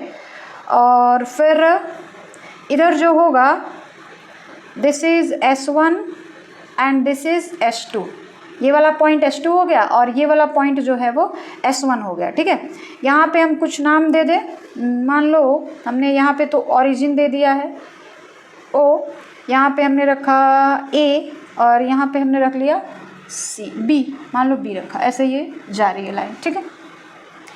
हम ना ये वाला रिमूव कर दे रहे हैं ताकि आपको कोई कन्फ्यूज़न ना हो बेटा। लाइन ज़्यादा हो जाएगा तो आप भी कन्फ्यूज़न में आ जाओगे कि कितने सारे लाइन अब, ठीक है। This is T1, this point is T1 and this is T2। ये जो है क्या हो गया, T2 हो गया, ठीक है। अब बॉडी जो है यूनिफॉर्म मोशन कर रही है, तो एक्सेलरेशन कैसे निकाला जाएगा। स्लोप ऑफ द ग्राफ जो होगा दैट इज़ द एक्सेलरेशन। जो स्लोप निकलेगा, tan थीटा की वैल्यू निकलेगी, दैट इज़ द एक्सेलरेशन।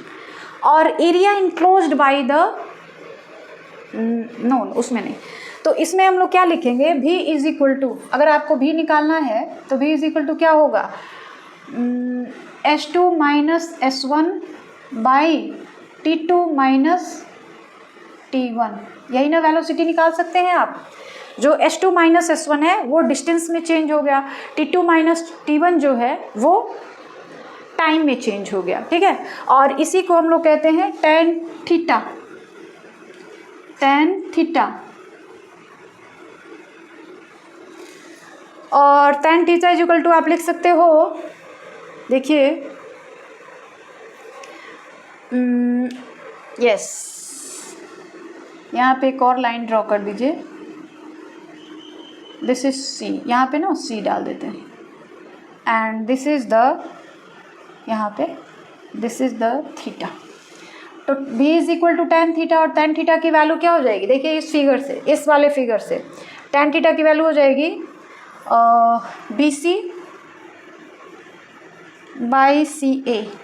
ये tan थीटा की वैल्यू हो जाएगी। और tan थीटा जो होता है स्लोप होता है, स्लोप ऑफ द ग्राफ जो भी ग्राफ का स्लोप निकलेगा वही जो है एक्सेलरेशन हो गया।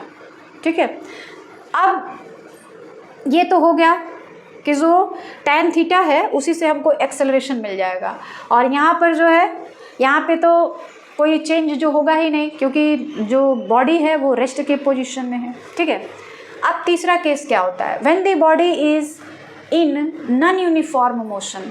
अगर जो बॉडी है वो नॉन यूनिफॉर्म मोशन करती है तो उसका ग्राफ जानते हो बेटा कैसा होता है, मैं छोटा सा यहीं बना दे रही हूँ। उसका ग्राफ मान लीजिए ये एक्स एक्सिस है, ये जो है ऊपर, चलो थोड़ा सा बताती हूँ, वाई एक्सिस है। इसका जो ग्राफ होता है ना बेटा, ये टाइम हो गया और ये जो है डिस्टेंस हो गया। इसका जो ग्राफ होता है ना वो इस तरीके का होता है, इस तरीके का, इस पे सारे पॉइंट्स होते हैं। तो आगे बात समझ में, 3 केस बन रहे हैं। From distance time graph we can determine the speed of the body. हम लोग स्पीड निकाल सकते हैं। पहला case when the body is at rest, तो ऐसा ग्राफ बनता है। दूसरा case when the body is in uniform motion, तो इस तरह का ग्राफ बनता है। अगर जो बॉडी है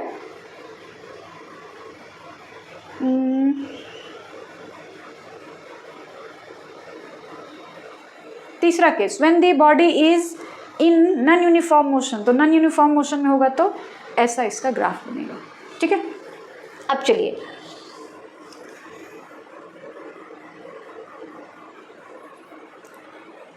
ये दूसरे वाले केस का, पहले वाले केस का ग्राफ ये है बेटा, देखो तो ध्यान से देखना बेटा, टाइम की बहुत ज़्यादा दिक्कत है। दूसरे वाले केस के लिए ये ग्राफ है और तीसरे वाले केस के लिए ये ग्राफ है। दूसरे वाले केस में जो है tan theta slope of the है ग्राफ है, लेकिन वो वेलोसिटी को, यानी वेलोसिटी को या फिर आप कह दीजिए स्पीड को रिप्रेजेंट करेगा, नॉट एक्सेलरेशन, एक्सेलरेशन को रिप्रेजेंट नहीं करेगा बेटा, हमने गलत बोल दिया था वहाँ पे। भी यानी स्पीड को या वेलोसिटी को रिप्रेजेंट करेगा। ठीक है, क्योंकि मैंने पहले भी बता दिया है कि जो डिस्टेंस टाइम ग्राफ होता है उससे हम लोग स्पीड निकाल सकते हैं। तो ये भी जो है स्पीड है, क्योंकि स्पीड और वेलोसिटी दोनों को हम लोग भी से ही रिप्रेजेंट करते हैं। ठीक है, तो ये तीनों ग्राफ हो गए आपके। अब दूसरा केस, दूसरा क्या कहता है ग्राफ का दूसरा type, velocity time graph. Velocity time graph से हम लोग क्या क्या कैलकुलेट कर सकते हैं। वेलोसिटी टाइम ग्राफ से acceleration of the body determine की जा सकती है, distance travel by the body determine की जा सकती है। डिस्टेंस टाइम ग्राफ से वेलोसिटी या स्पीड डिटरमाइन हो सकता है, और वेलोसिटी टाइम ग्राफ से एक्सेलरेशन और distance covered by the object ये कैलकुलेट किया जा सकता है। तो कैसे, जैसे ये पहले वाले में तो हो गया 3 ग्राफ आपके पास मिले हैं। ठीक है, अब दूसरे के लिए भी कुछ ग्राफ आपको मिलेंगे, देखिए कैसे। पहला केस, उसमें 2 केस है। पहला case when the body moving with uniform velocity then magnitude of distance is given by area enclosed by the velocity time graph and time, मतलब कहने का ये मतलब है बेटा कि जब वेलोसिटी टाइम ग्राफ दिया होता है, जब वेलोसिटी टाइम ग्राफ दिया होता है तो जो फिगर बनता है एक्स एक्सिस और ग्राफ के बीच, उस फिगर का एरिया अगर निकाल दोगे दैट इज द डिस्टेंस, वही आपका डिस्टेंस हो जाएगा। ठीक है, और एक्सेलरेशन तो स्लोप ऑफ द ग्राफ, जो स्लोप होगा यानी जो tan थीटा की, देखिए डिस्टेंस टाइम ग्राफ में tan थीटा जो निकल रहा था वो स्पीड बता रहा था, लेकिन वेलोसिटी टाइम ग्राफ में जो tan थीटा की वैल्यू निकलेगी वो एक्सेलरेशन बताएगी। इतनी बातें समझ आ गई ना। चलिए तब देखा जाए। देखो बेटा, पहला केस ये है when the body moving with uniform velocity, जब बॉडी जो होती है यूनिफॉर्म वेलोसिटी से मूव कर रही है तो उस सिचुएशन में क्या होता है, पहला उसका ग्राफ कैसा बनता है वो हम लोग ग्राफ देखेंगे बेटा। ठीक है, देखिए अगर यूनिफॉर्म वेलोसिटी से मूव कर रही है बेटा, यहाँ पे हमने टाइम रखा जो कि सेकंड में रहेगा, यहाँ पे दूसरी क्वांटिटी जो कि क्या है बेटा, वेलोसिटी है,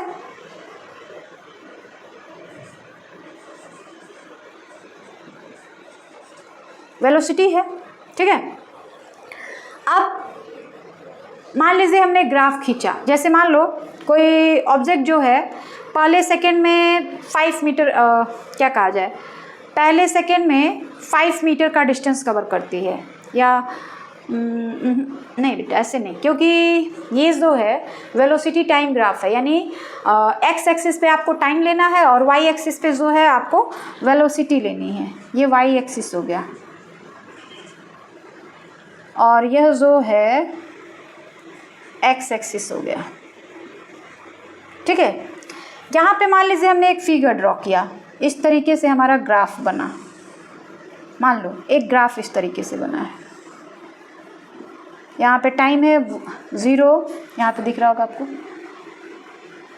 1 2 3 4 5 6 और इधर जो है आपका वेलोसिटी है। तो हमारा जो ग्राफ बना है ना वो इस तरह का बना हुआ है, ऐसे बना है। This is T1, this is T2, नीचे रहेगा थोड़ा सा, this is T2 and this is B and this is D। तो ये क्या बना है, पूरा हमारे पास एक रेक्टेंगल बना हुआ है, दिख रहा है रेक्टेंगल। ठीक है, तो यहाँ पे जो डिस्टेंस हम लोग निकालेंगे, डिस्टेंस टाइम ग्राफ से, वेलोसिटी टाइम ग्राफ से हम लोग क्या कैलकुलेट कर सकते हैं, एक्सेलरेशन एंड डिस्टेंस। तो एक्सेलरेशन निकालना हो तो हम लोग ग्राफ का जो tan थीटा की वैल्यू होगी, स्लोप की वैल्यू होगी, वो निकाल देंगे, तो वहाँ से हमको एक्सेलरेशन मिल जाएगा। और डिस्टेंस निकालना है तो इस पूरे फिगर का हम लोग एरिया निकाल देंगे। एरिया ऑफ रेक्टेंगल क्या होता है, L into B, length into breadth. तो लेंथ इंटू ब्रेथ से जब इसको हम लोग लगा देंगे, फॉर्मूला लगा देंगे, तो वो जो है एरिया ऑफ रेक्टेंगल मिल जाएगा and that is the distance travel by the object हो जाएगा। यानी इसको हम लोग क्या लिख सकते हैं, distance travel by the object, मान लो हम लोग इसको क्या लिख सकते हैं, ये तो ओरिजिन हो गया, यहाँ पे ना बेटा ए रख लो, ए यहाँ पर जहाँ पे T1 है ना, this is a, this is a, फिर B, फिर ये जो है आपका C हो गया, C and this is D। तो लिखेंगे area of rectangle is equal to distance of the moving object.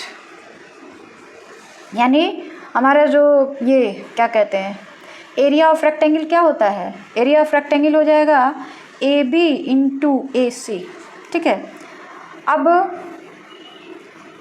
AB into AC को हम लोग लिख सकते हैं भी T2 माइनस T1 जो है हम लोग लिख सकते हैं। ठीक है, तो इस तरीके से ये जो है आपका डिस्टेंस हो गया। ये जो ग्राफ दिया हुआ है उससे हम लोग डिस्टेंस कैसे कैलकुलेट करेंगे वो निकल जाएगा। तो जो भी जिस टाइप का भी फिगर बना हो, किसी भी टाइप का फिगर बना हो, उस फिगर का अगर आप एरिया निकाल देते हो तो वही डिस्टेंस हो जाएगा, और उसका अगर स्लोप निकाल देते हो, tan थीटा की वैल्यू निकाल देते हो, तो वो उसका एक्सेलरेशन हो जाएगा। ठीक है, अगर अब जो है दूसरा केस है when the body moving with a uniform acceleration. अगर जो बॉडी है वो यूनिफॉर्म एक्सेलरेशन से मूव कर रही है। पहले वाले केस में क्या था, when the body moving with uniform velocity, body जो थी यूनिफॉर्म वेलोसिटी से मूव कर रही थी। अभी क्या है, बॉडी जो है यूनिफॉर्म एक्सेलरेशन से मूव कर रही है। तो इसका ग्राफ कैसा होगा, देखो इसका ग्राफ जो होगा, मान लो एक इस तरह से हमने ग्राफ ड्रॉ किया, this is X axis, origin, this is Y axis. ठीक है, हमने बॉडी का ग्राफ यहाँ पे भी हो जाएगा वेलोसिटी, और यहाँ पे हो जाएगा आपका टाइम किस में है बेटा, सेकेंड में है। ठीक है, अब मान लो कोई ऑब्जेक्ट है जो यहाँ पे 5 है, यहाँ पे 10 है, यहाँ पे जो है आपका 15 है, यहाँ पे जो है आपका 20 है, थोड़ा सा और, यहाँ पे जो है 25 है। हमने ग्राफ खींचा 5, और इधर हमने डिस्टेंस रखा है 10, 20, 30, 40, 50 तक हमारा वेलोसिटी जा रहा है। ठीक है, 5 सेकेंड में जो डिस्टेंस था वो 10। ठीक है, फिर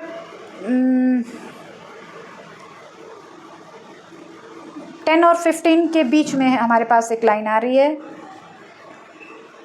किसी भी इंस्टेंट पे हम लोगों ने ले, मतलब हमारा ग्राफ कुछ ऐसा है।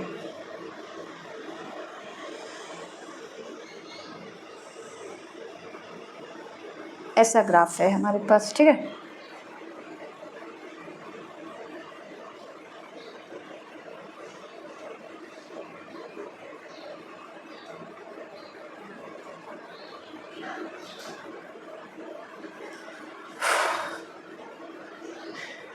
ये हमारा ग्राफ है, ठीक है। यहाँ पे ए हमने एक लाइन ऐसे खींचा हुआ है, यहाँ पे बी, दिस इज डी, यहाँ पर जो है ई, यहाँ पर जो है आपका सी, ठीक है। तो यहाँ पे आपका जो है थीटा, तो यहाँ पे एक्सेलरेशन क्या हो जाएगा, slope of the figure tan theta is equal to v2 minus v1 by t2 minus t1, ये जो होगा एक्सेलरेशन हो जाएगा, ठीक है। और डिस्टेंस क्या हो जाएगा, डिस्टेंस ऑफ द ऑब्जेक्ट, ये हो जाएगा area of area of B A, फिर सी और ई, बी ए सी और ई प्लस एरिया ऑफ, देखिए ग्राफ वाली लाइन ये है, तो इसके अंडर में जितना, जैसे वैसे तो यहाँ पे एक पूरा रेक्टेंगल दिख रहा है हमको, तो पूरे रेक्टेंगल का एरिया हम लोग नहीं निकालेंगे, पूरे रेक्टेंगल का एरिया नहीं निकालेंगे। जो ग्राफ ये लाइन खींची गई है ना, इसके नीचे जितने एरिया आ रहे हैं, जितने फिगर्स आ रहे हैं, उसका हम लोग ग्राफ मतलब एरिया निकालेंगे। तो area of B A C E plus area of B D E, ये ट्रायंगल है, area of triangle B D E, देखो बेटा देख लो पहले ध्यान से, area of B A C E plus area of B D E, मतलब ये पूरा यहाँ से लेके यहाँ तक, ये पूरा हम लोग निकाल देंगे ना, तो यही जो होगा एरिया जो निकल जाएगा, इस पूरे ट्रेपेजियम टाइप का फिगर है, एरिया निकल जाएगा, तो वही जो होगा डिस्टेंस हो जाएगा। और tan थीटा की वैल्यू निकाल देंगे तो वो जो होगा एक्सेलरेशन ऑफ द ऑब्जेक्ट हो जाएगा। आई बात समझ में? तो ये ग्राफ है बेटा, किस किस टाइप के ग्राफ होते हैं आपने देख लिया। उसके बाद अगर जो आपका तीसरा केस बनता है कि when the body is moving with a variable acceleration, तो वेरिएबल एक्सेलरेशन के लिए भी यही वाला ग्राफ हो जाएगा जिसमें यूनिफॉर्म एक्सेलरेशन है। ये यूनिफॉर्म एक्सेलरेशन होंगे तो ये फिगर होगा, नॉन यूनिफॉर्म एक्सेलरेशन होंगे तो ये फिगर होगा। अरे बात समझ में? तो ये सारे ग्राफ्स थे। ग्राफ से रिलेटेड बहुत सारे अच्छे अच्छे क्वेश्चंस आते हैं, उसको हम लोग एक वीडियो में एक साथ सॉल्व करेंगे, ठीक है। तो ये सारी चीज़ें क्लियर है बेटा। यहाँ पे एरिया है बेटा, area of triangle B D E. तो जितने भी फिगर बन रहे हैं उन सारे फिगर का एरिया निकाल के ऐड कर दीजिए, आपका जो है distance travel by the object वो कैलकुलेट हो जाएगा, ठीक है। तो सारी चीज़ें क्लियर है बेटा। चीज़ें और अच्छे से क्लियर हो जाएंगी जब हम लोग एक दो न्यूमेरिकल क्वेश्चंस को सॉल्व कर लेंगे ना, तो और भी बढ़िया से आपको सारी चीज़ें क्लियर हो जाएंगी, ठीक है। तो इसके बाद हम लोग उसी टाइप के कुछ क्वेश्चंस को सॉल्व करेंगे ताकि चीज़ें आपको और अच्छे से समझ आने लगे और ईजी लगने लगे। अभी आपको समझ नहीं आ रहा होगा कि ये कैसे हो गया, तो ये चीज़ें ना बेटा याद रखनी पड़ेंगी आपको। ये चीज़ें जो है याद रखनी पड़ेंगी कि अगर बॉडी रेस्ट में है तो ये ग्राफ होगा, अगर बॉडी यूनिफॉर्म मोशन में है तो ये ग्राफ होगा, अगर बॉडी नॉन यूनिफॉर्म मोशन में है तो ये ग्राफ होगा। फिर अगर वेलोसिटी टाइम ग्राफ है तो एक्सेलरेशन ऑफ बॉडी और डिस्टेंस ट्रेवल बाय बॉडी हम लोग दो चीज़ें कैलकुलेट कर सकते हैं। और अगर बॉडी यूनिफॉर्म वेलोसिटी से मूव कर रही है तो उसका एक ग्राफ दिया हुआ है, यहाँ पे आपको डिस्टेंस निकालना है। तो जो भी एरिया बने उसका जो भी फिगर बने उसका एरिया कैलकुलेट कर दीजिए। फिर यहाँ पे एक ग्राफ है when the body moving with uniform acceleration, तो ये वाला जो है यूनिफॉर्म एक्सेलरेशन के साथ जब बॉडी मूव कर रही है उस केस में tan थीटा की वैल्यू जो होगी वो एक्सेलरेशन को डिनोट करेगी, और डिस्टेंस ऑफ द ऑब्जेक्ट जो होगा area enclosed by the area of the figure आप कह सकते हो। जो भी फिगर बनेगा उसका एरिया निकाल दीजिए, वो डिस्टेंस निकल जाएगा। तो ये सारे पॉइंट्स ना बेटा आपको याद करने पड़ेंगे, याद रखने पड़ेंगे, ठीक है। सारी चीज़ें क्लियर है बेटा? तो आगे बढ़ा जाए, जल्दी से इसका स्क्रीनशॉट ले लीजिए। अब हम लोगों ने ये देख लिया कि जो ग्राफ है वो क्या है, किस तरह से ग्राफ जो होते हैं उससे हम लोग वेलोसिटी निकाल सकते हैं, एक्सेलरेशन निकाल सकते हैं, सारी चीज़ें क्लियर हो गई। There are 2 types of graph, velocity time graph and distance time graph, ये सारी चीज़ें समझ आ चुकी हैं। अब बेटा हम लोग पढ़ेंगे कि जो derivation of equation of motion by graphical method, हम लोग जो इक्वेशन ऑफ मोशन है उसको ग्राफिकल मेथड से डिराइव करेंगे। तो बेटा पहले ये तो पता होना चाहिए कि what is equation of motion, ये इक्वेशन ऑफ मोशन क्या होते हैं, कितने तरह के होते हैं, तभी तो उसको हम लोग ग्राफ मेथड से या किसी और मेथड से प्रूफ कर पाएंगे। तो पहले यही पता होना चाहिए कि इक्वेशन ऑफ मोशंस हैं क्या। तो देखो बेटा, इक्वेशन ऑफ मोशंस जो होते हैं एक रिलेशन होता है, एक संबंध होता है। Equation of motion is a relation between velocity of the body, acceleration of the body, distance of the body and time taken. मतलब जो इक्वेशन ऑफ मोशंस होते हैं वो एक रिलेशन होते हैं, किसके किसके बीच, एक्सेलरेशन के बीच, टाइम पीरियड के बीच, डिस्टेंस के बीच एंड वेलोसिटी के बीच। तो इस रिलेशन को ही हम लोग इक्वेशन ऑफ मोशन कहते हैं। There are 3 types of equation of motion, first, second and third. अब फर्स्ट होता है v is equal to u plus a t, second s is equal to u t plus half A T square and third v square minus you square is equal to 2as। तो ये 3 types के जो equation of motion होते हैं, इन्हीं का हम लोग ग्राफ मेथड से डेरिवेशन करेंगे, उसको डिराइव करेंगे कि वो फार्मूला ग्राफ मेथड से कैसे होता है। एक और भी मेथड है जिसको हम लोग कहते हैं इंटीग्रेशन मेथड या अल्टरनेटिव मेथड, वो आपको नहीं पढ़ना है, आपको ग्राफ मेथड पढ़ना है, ठीक है। तो सबसे पहले बेटा हम लोग लिखेंगे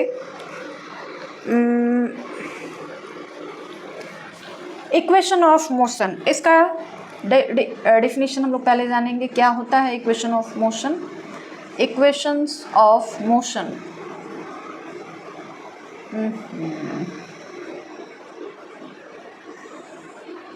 देखिए क्या है, it is a relation between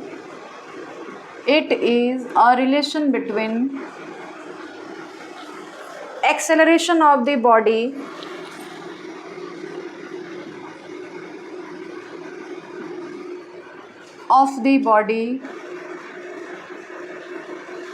velocity of the body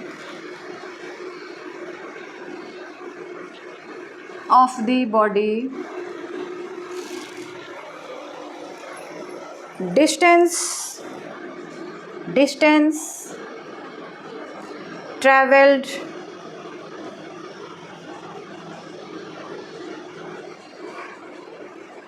by the body in a particular given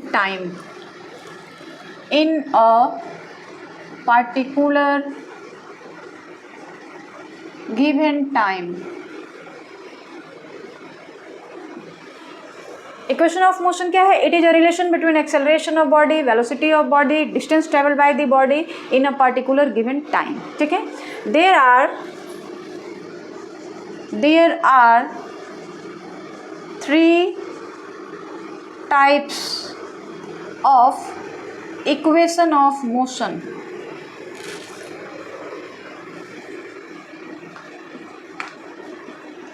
पहला होता है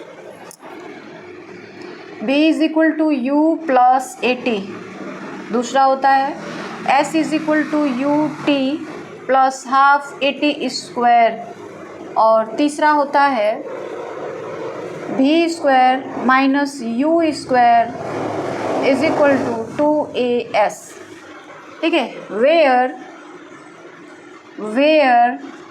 a is equal to acceleration, A तो हो गया, U initial velocity, V final velocity, फिर T time period, S distance जो फॉर्मूले में ये सारी चीज़ें आई हैं ना, उनका मीनिंग है कि भाई ए क्या है, एस क्या है, ये सारी चीज़ें, ठीक है। अब इन तीनों इक्वेशन ऑफ मोशन को हम लोग ग्राफ के मेथड से डिराइव करेंगे कि कैसे वो ग्राफ मेथड से डिराइव हो सकता है, ठीक है। तो पहला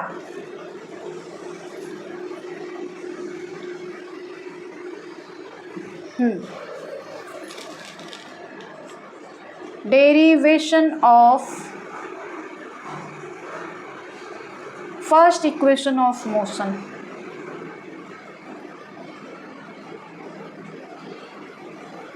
v is equal to u plus a T.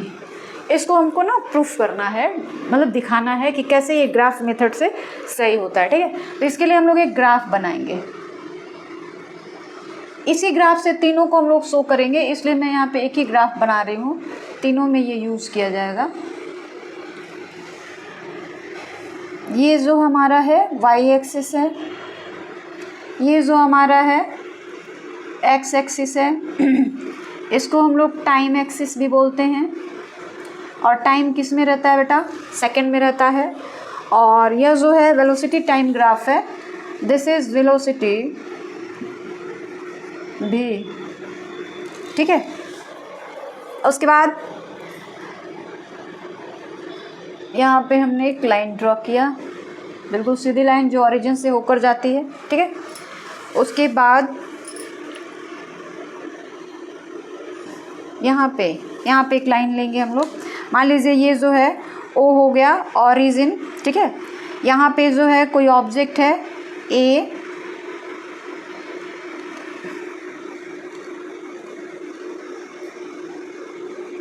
ठीक है।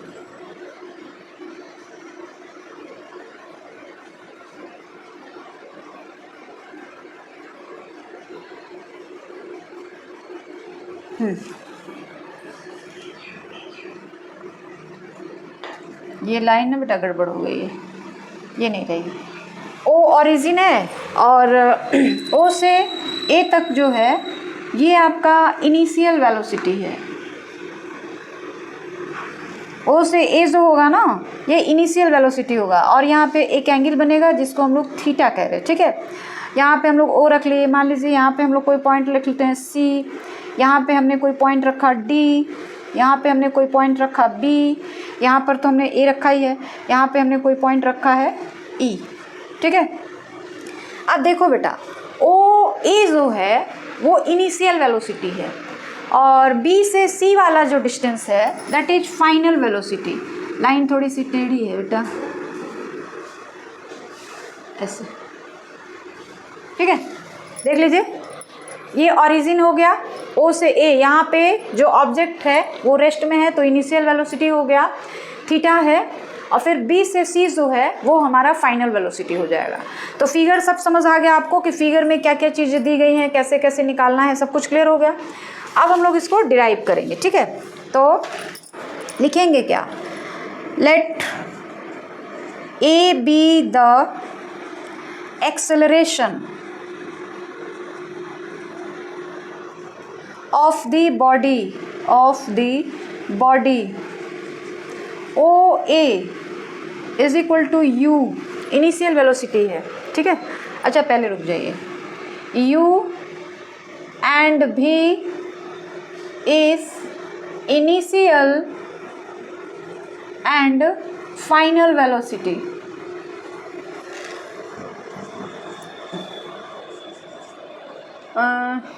और कुछ t is time, t is time, ठीक है। And BAD is equal to theta and angle BAD is equal to theta. तो ग्राफ में जो जो चीज़ें लिखी गई हैं उसी को हमने यहाँ पे, मतलब ग्राफ में जो जो चीज़ें आपको दिख रही हैं उन्हीं को यहाँ पे लिखा गया है, ठीक है। चलिए आगे बढ़ा जाए। अब AD perpendicular to BC, AD देख लीजिए, AD परपेंडिकुलर टू BC है ना। फिर BE परपेंडिकुलर टू OY, देख लो ओ बी नहीं सॉरी बी ई जो है ओ वाई पर परपेंडिकुलर है। सारी चीज़ें क्लियर है। आप देखिए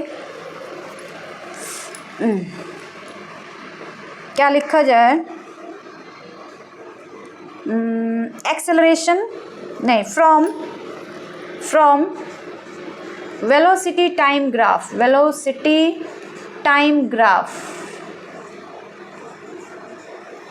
टाइम ग्राफ से क्या होता है, जो ए होता है एक्सेलरेशन होता है, that is slope of the graph. तो लिखेंगे ए इज इक्वल टू, यानी acceleration is equal to slope of the graph. और स्लोप क्या होता है, टेन थीटा के बराबर होता है। स्लोप जो होता है वो जो होता है टेन थीटा के बराबर होता है। यानी ए की वैल्यू कितने के बराबर हो जाएगी बेटा, A is equal to tan theta. अब आपको पता है टेन थीटा में क्या होता है, आपने एक फॉर्मूला पढ़ा होगा, पढ़ बेटा पढ़, हाली हाली बढ़। तो साइन थीटा होता है P by H, cos theta होता है B by H, and tan theta होता है पी बाई बी। तो ये हमने लिखा पढ़ बेटा पढ़, हाली हाली बढ़। तो टेन थीटा लेना है बेटा P by B, tan theta का पी बाई बी होगा। तो ये थीटा है हमारा, इसके लिए परपेंडिकुलर क्या होगा, बी सी होगा ना, बी सी नहीं, बी डी परपेंडिकुलर हो गया। और बेस जो होगा ए डी हो जाएगा बेटा, बेस जो होगा क्या हो जाएगा, ए डी। कोई भी राइट एंगल ट्रायंगल होता है तो थीटा के सामने का जो साइड होता है, थीटा के सामने का साइड क्या है, बी डी। तो B D is perpendicular and A D is base. तो अब हम लोग यहाँ पे लिखेंगे tan theta is equal to B D, क्योंकि टेन थीटा बराबर ये होता है ना, फॉर्मूला पहले लिख लो दिक्कत हो तो, पी बाई एच, ठीक है, फ्रॉम ट्रायंगल, कौन से ट्रायंगल को हम लोग यूज़ कर रहे हैं, A B D, from triangle A B D में tan theta is equal to, यहीं पे लिख दूँ क्या, tan theta is equal to P यानी B D by A D, यही होगा ना, B D by A D, ठीक है।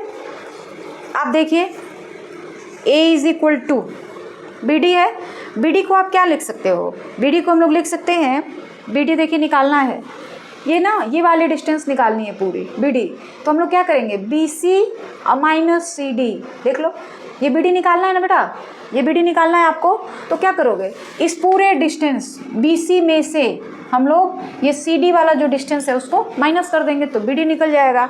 तो इसलिए हम लोग लिखेंगे B C minus C D by A D, तो या B C minus C D को आप ऐसे भी लिख सकते, B C minus C D is equal to u है, ठीक है। तो अब ये क्या हो गया, ए डी। देखिए एक चीज़ है आपके पास, ये जो पूरा है ना टी टाइम है, ये पूरा टाइम टी है, तो O C is equal to A D and this is T. O C और ए डी दोनों इक्वल हैं और वो किसके बराबर हैं, टी के बराबर, ठीक है। तो हम लोग ए डी की जगह क्या लिख सकते हैं, ओ सी लिख सकते हैं, क्योंकि ओ सी की वैल्यू जो है वो टी के बराबर है। तो ये क्या हो गया, A is equal to B C, पूरा जो बी सी है ना बेटा, यहाँ से लेके यहाँ तक का जो डिस्टेंस है वो यू है बेटा, यू। और बी सी जो है पूरा यहाँ से लेके यहाँ तक पूरा ये भी है, दिस इज भी फाइनल वेलोसिटी है, ठीक है। तो ये क्या हो जाएगा, ए is equal to v minus u by T, ठीक है। और इसी को क्रॉस मल्टीप्लिकेशन कर दीजिए तो क्या हो जाएगा, a t is equal to v minus u. अभी आया नहीं, क्योंकि हमको लाना क्या है, हमको लाना है बेटा ये भी बराबर यू प्लस ए टी, अभी तक वो आया नहीं है। तो अब हम लोग क्या करेंगे, यू को इधर ला देंगे, तो ये क्या हो जाएगा, a T plus a T, और यू जब इधर आ जाएगा तो वो माइनस में है तो क्या हो जाएगा, प्लस में हो जाएगा, इज इक्वल टू भी, ठीक है। अब इसी को हम लोग सिंपल वे में लिख सकते हैं, भी बराबर यू प्लस ए टी, ये आपका फर्स्ट इक्वेशन ऑफ मोशन जो है डिराइव हो गया। बिल्कुल इजी है, आप देख लीजिए। ओ से ए तक का जो डिस्टेंस है उसको हम लोग इनिशियल वेलोसिटी माने हैं, और बी से सी तक का जो पूरा डिस्टेंस है उसको हम लोग फाइनल वेलोसिटी भी मान लेंगे। और उससे फिर हमको पता है कि जो टाइम वेलोसिटी टाइम ग्राफ होता है उसमें जो एक्सेलरेशन ऑफ द ऑब्जेक्ट होता है वो स्लोप ऑफ द ग्राफ से निकाला जाता है। तो उसके हेल्प से हमने क्या लिखा, ए यानी tan theta P by H. P की वैल्यू को आप ऐसे लिख सकते हैं, B C minus C D by O C.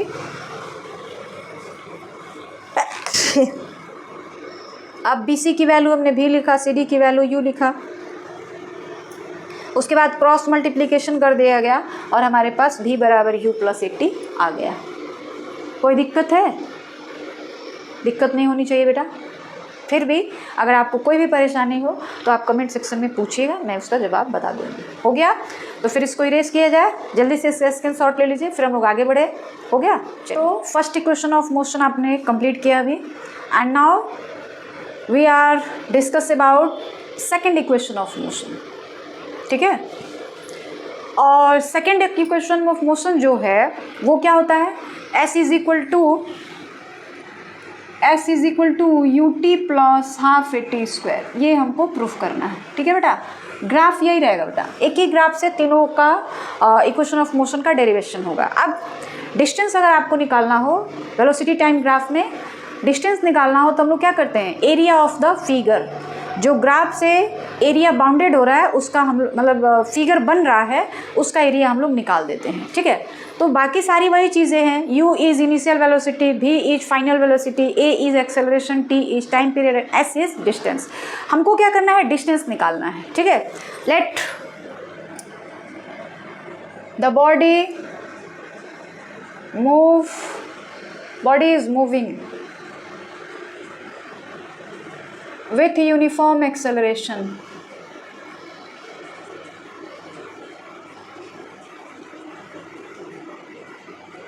A। ठीक है? Distance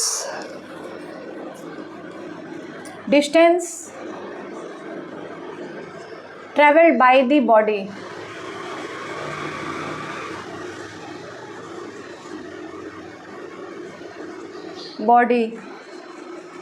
is given by body is equal to area of the figure, ये होता है। ठीक है? तो डिस्टेंस को हम लोग किससे दिखाते हैं बेटा, डिस्टेंस को हम लोग दिखाते हैं s से। तो s is equal to area of figure, जो हमारा ग्राफ है ना बेटा वो यहाँ से इस तरह, फिर ऐसे और ऐसे यहाँ तक है। ठीक है? तो देखिए आप ग्राफ को अगर देखोगे तो इसमें दो हिस्से बने हुए हैं, एक नीचे O A D C, this is rectangle, and ऊपर A B D, this is triangle. तो हम लोग क्या करेंगे, दोनों का एरिया अलग अलग निकाल के ऐड कर देंगे। तो क्या लिखेंगे, area of rectangle O A C D plus area of triangle A B D. दो बार एरिया निकालना पड़ेगा, एक ट्रायंगल का और एक रेक्टेंगल का, और लास्ट में दोनों को ऐड करना है। ठीक है? चलिए अब क्या करेंगे, देखो ये देखिए एरिया ऑफ रेक्टेंगल। तो एरिया ऑफ रेक्टेंगल क्या होता है, L इंटू बी। तो area of rectangle O A D C, इसका एरिया जब निकालेंगे तो लिखेंगे O A into O C plus area of triangle 1/2 base into height, 1/2 base, triangle का बेस है ए डी और हाइट है बेटा बी डी। हाइट क्या है, बी डी, है कि नहीं? कोई दिक्कत नहीं है। तो अब क्या करेंगे, ओ ए कितने के बराबर हो रहा है बेटा, u के बराबर, दिस इज u। ठीक है? तो हम लोग क्या करेंगे इसको, u इंटू ओ सी क्या हो जाएगा, ये टाइम। ठीक है?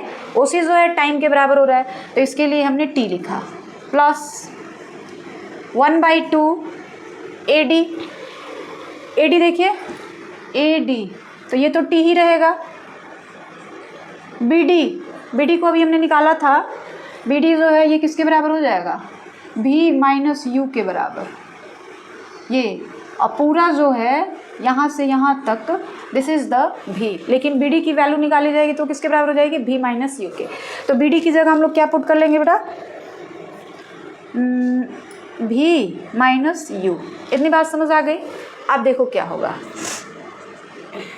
You t plus half into T, और देखो बेटा from first equation of motion, from first equation of motion क्या होता है,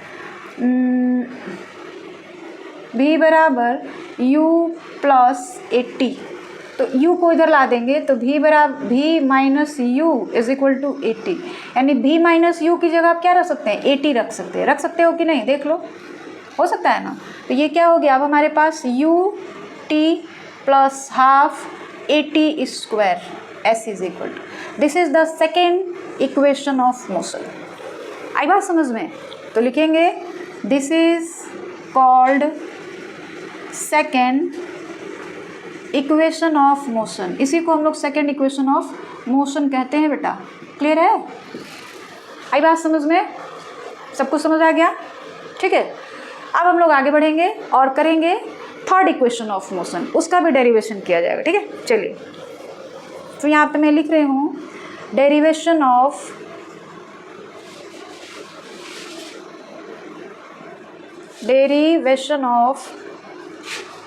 third equation of motion, third equation of motion. और थर्ड इक्वेशन ऑफ मोशन होता है क्या बेटा, अभी हमने बताया था, v square minus you square is equal to 2as, यानी इसी को हमको प्रूफ करना है बेटा। जैसे हमने second equation of motion proof कर दिया, उसी तरह हम लोग थर्ड इक्वेशन ऑफ मोशन को भी प्रूफ करेंगे, और ग्राफ यही रहेगा बेटा। अब ध्यान से सुनिएगा, फर्स्ट इक्वेशन ऑफ मोशन में हमने जब प्रूफ करना था तो हम एक्सेलरेशन पहले निकाले थे और उससे हमने अपने कैलकुलेशन को आगे बढ़ाया था। सेकंड इक्वेशन ऑफ मोशन के लिए हमने क्या किया, डिस्टेंस निकाला, ठीक है। थर्ड इक्वेशन ऑफ मोशन को डिराइव करने के लिए भी हमको डिस्टेंस ही निकालना पड़ेगा। क्यों, देखिए बेटा, आपको ओ ए बी और सी इतने का एरिया निकालना है, मतलब ना बेटा, आपको ये देखिए इसका एरिया निकालना है बेटा, इसका पूरे का, ये जो फिगर बन रहा है ना इस तरह लाइनिंग टेढ़ी मेढ़ी जा रही है, इसका फिगर आपको निकालना है। तो यहाँ पर आपने देखा कि एक ट्रायंगल बन रहा है और एक रेक्टेंगल बन रहा है, तो उससे हमने डिस्टेंस निकाला, तो हमारा जो सेकंड इक्वेशन ऑफ मोशन है वो प्रूफ हो गया। अभी अगर कोई कहे कि यह जो ए है एक ट्रेपीजियम है, अच्छी बात है, ट्रेपीजियम है, ठीक है, कोई गलत बात नहीं है, तो आप ट्रेपीजियम का भी तो एरिया निकाल सकते हो। अभी हमने क्या किया था, इस फिगर को दो हिस्सों में डिवाइड कर दिया था, एक रेक्टेंगल और एक ट्रायंगल। कोई एक ही बार पूरे फिगर का एरिया निकाले तो उसको क्या करना पड़ेगा, एरिया ऑफ ट्रेपीजियम यूज़ करना पड़ेगा। तो अगेन हम लोग डिस्टेंस वाले फॉर्मूले से ही प्रोसीड करेंगे और डिस्टेंस निकालने के लिए हम लोग एरिया ऑफ ट्रेपीजियम निकालेंगे, ठीक है। डिस्टेंस निकालने के लिए हम लोग क्या करेंगे, एरिया ऑफ ट्रेपीजियम निकालेंगे, ठीक है। तो लिखेंगे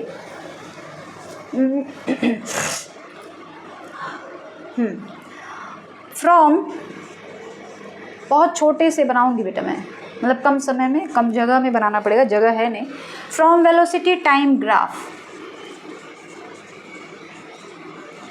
distance travel by the body is equal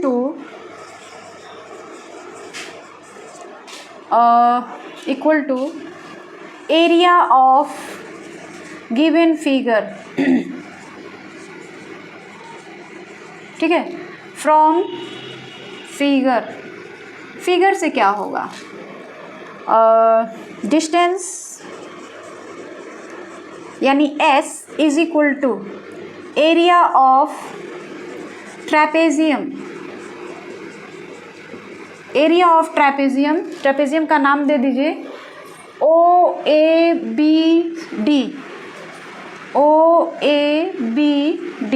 ठीक है। एरिया ऑफ ट्रेपेजियम का फॉर्मूला याद होना चाहिए बेटा, एरिया ऑफ ट्रेपेजियम का फॉर्मूला याद है आपको, नहीं याद है ना, बहुतों को नहीं याद होगा। तो मैं एक जगह सारा फॉर्मूला आपको लिखवा दूंगी, जितने जैसे पैरेललोग्राम हो गए, रोम्बस हो गए, काइट हो गए, इन सारी चीज़ों के, तो वो आप जरूर से याद कर लीजिएगा। फिलहाल यहाँ मैं बता दे रही हूँ। एरिया ऑफ ट्रेपेजियम जो होता है 1/2 sum of parallel side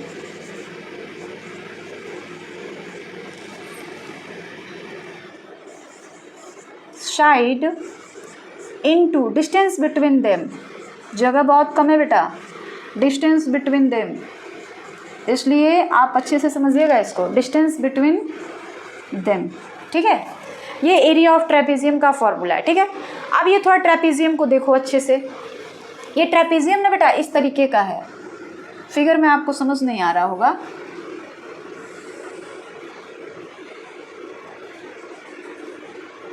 O A B D and C, ये डिस्टेंस होता है V माइनस U के बराबर है।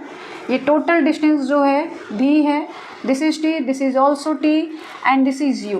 ये आपका पूरा फिगर है। तो आपको ये ट्रेपेजियम अब पता चल रहा है इस फिगर से। अब इसके दो पैरेलल साइड कौन कौन होंगे, तो दो पैरेलल साइड जो होंगे बेटा OA एंड BC, ये दो पैरेलल साइड होंगे, और दोनों पैरेलल साइड के बीच का डिस्टेंस तो OC होगा डिस्टेंस। ठीक है, तो सम ऑफ पैरेलल साइड क्या क्या हो जाएगा बेटा, OA 1/2 OA plus BC into distance between them OC।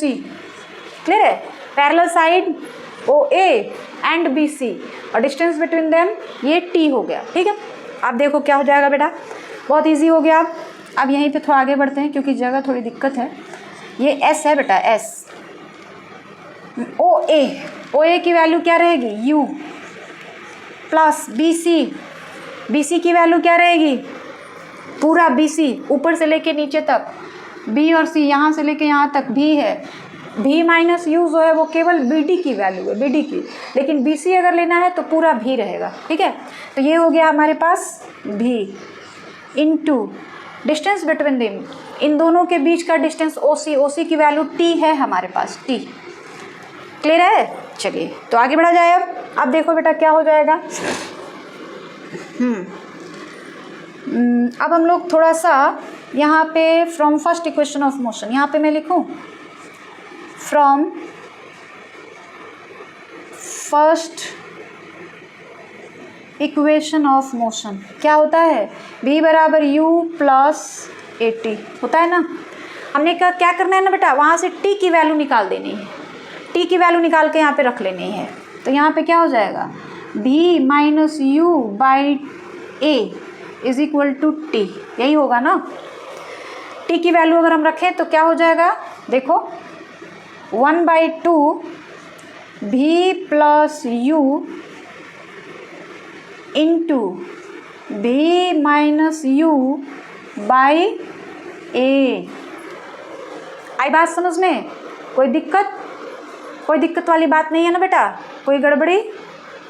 ठीक है, अब देखो क्या हो जाएगा ये S, पहले मैं देख लूँ कि आपको नीचे दिख रहा है कि नहीं बेटा, देख लो नीचे दिख रहा है, मैं एक बार देख लूँ जाके कैमरे में,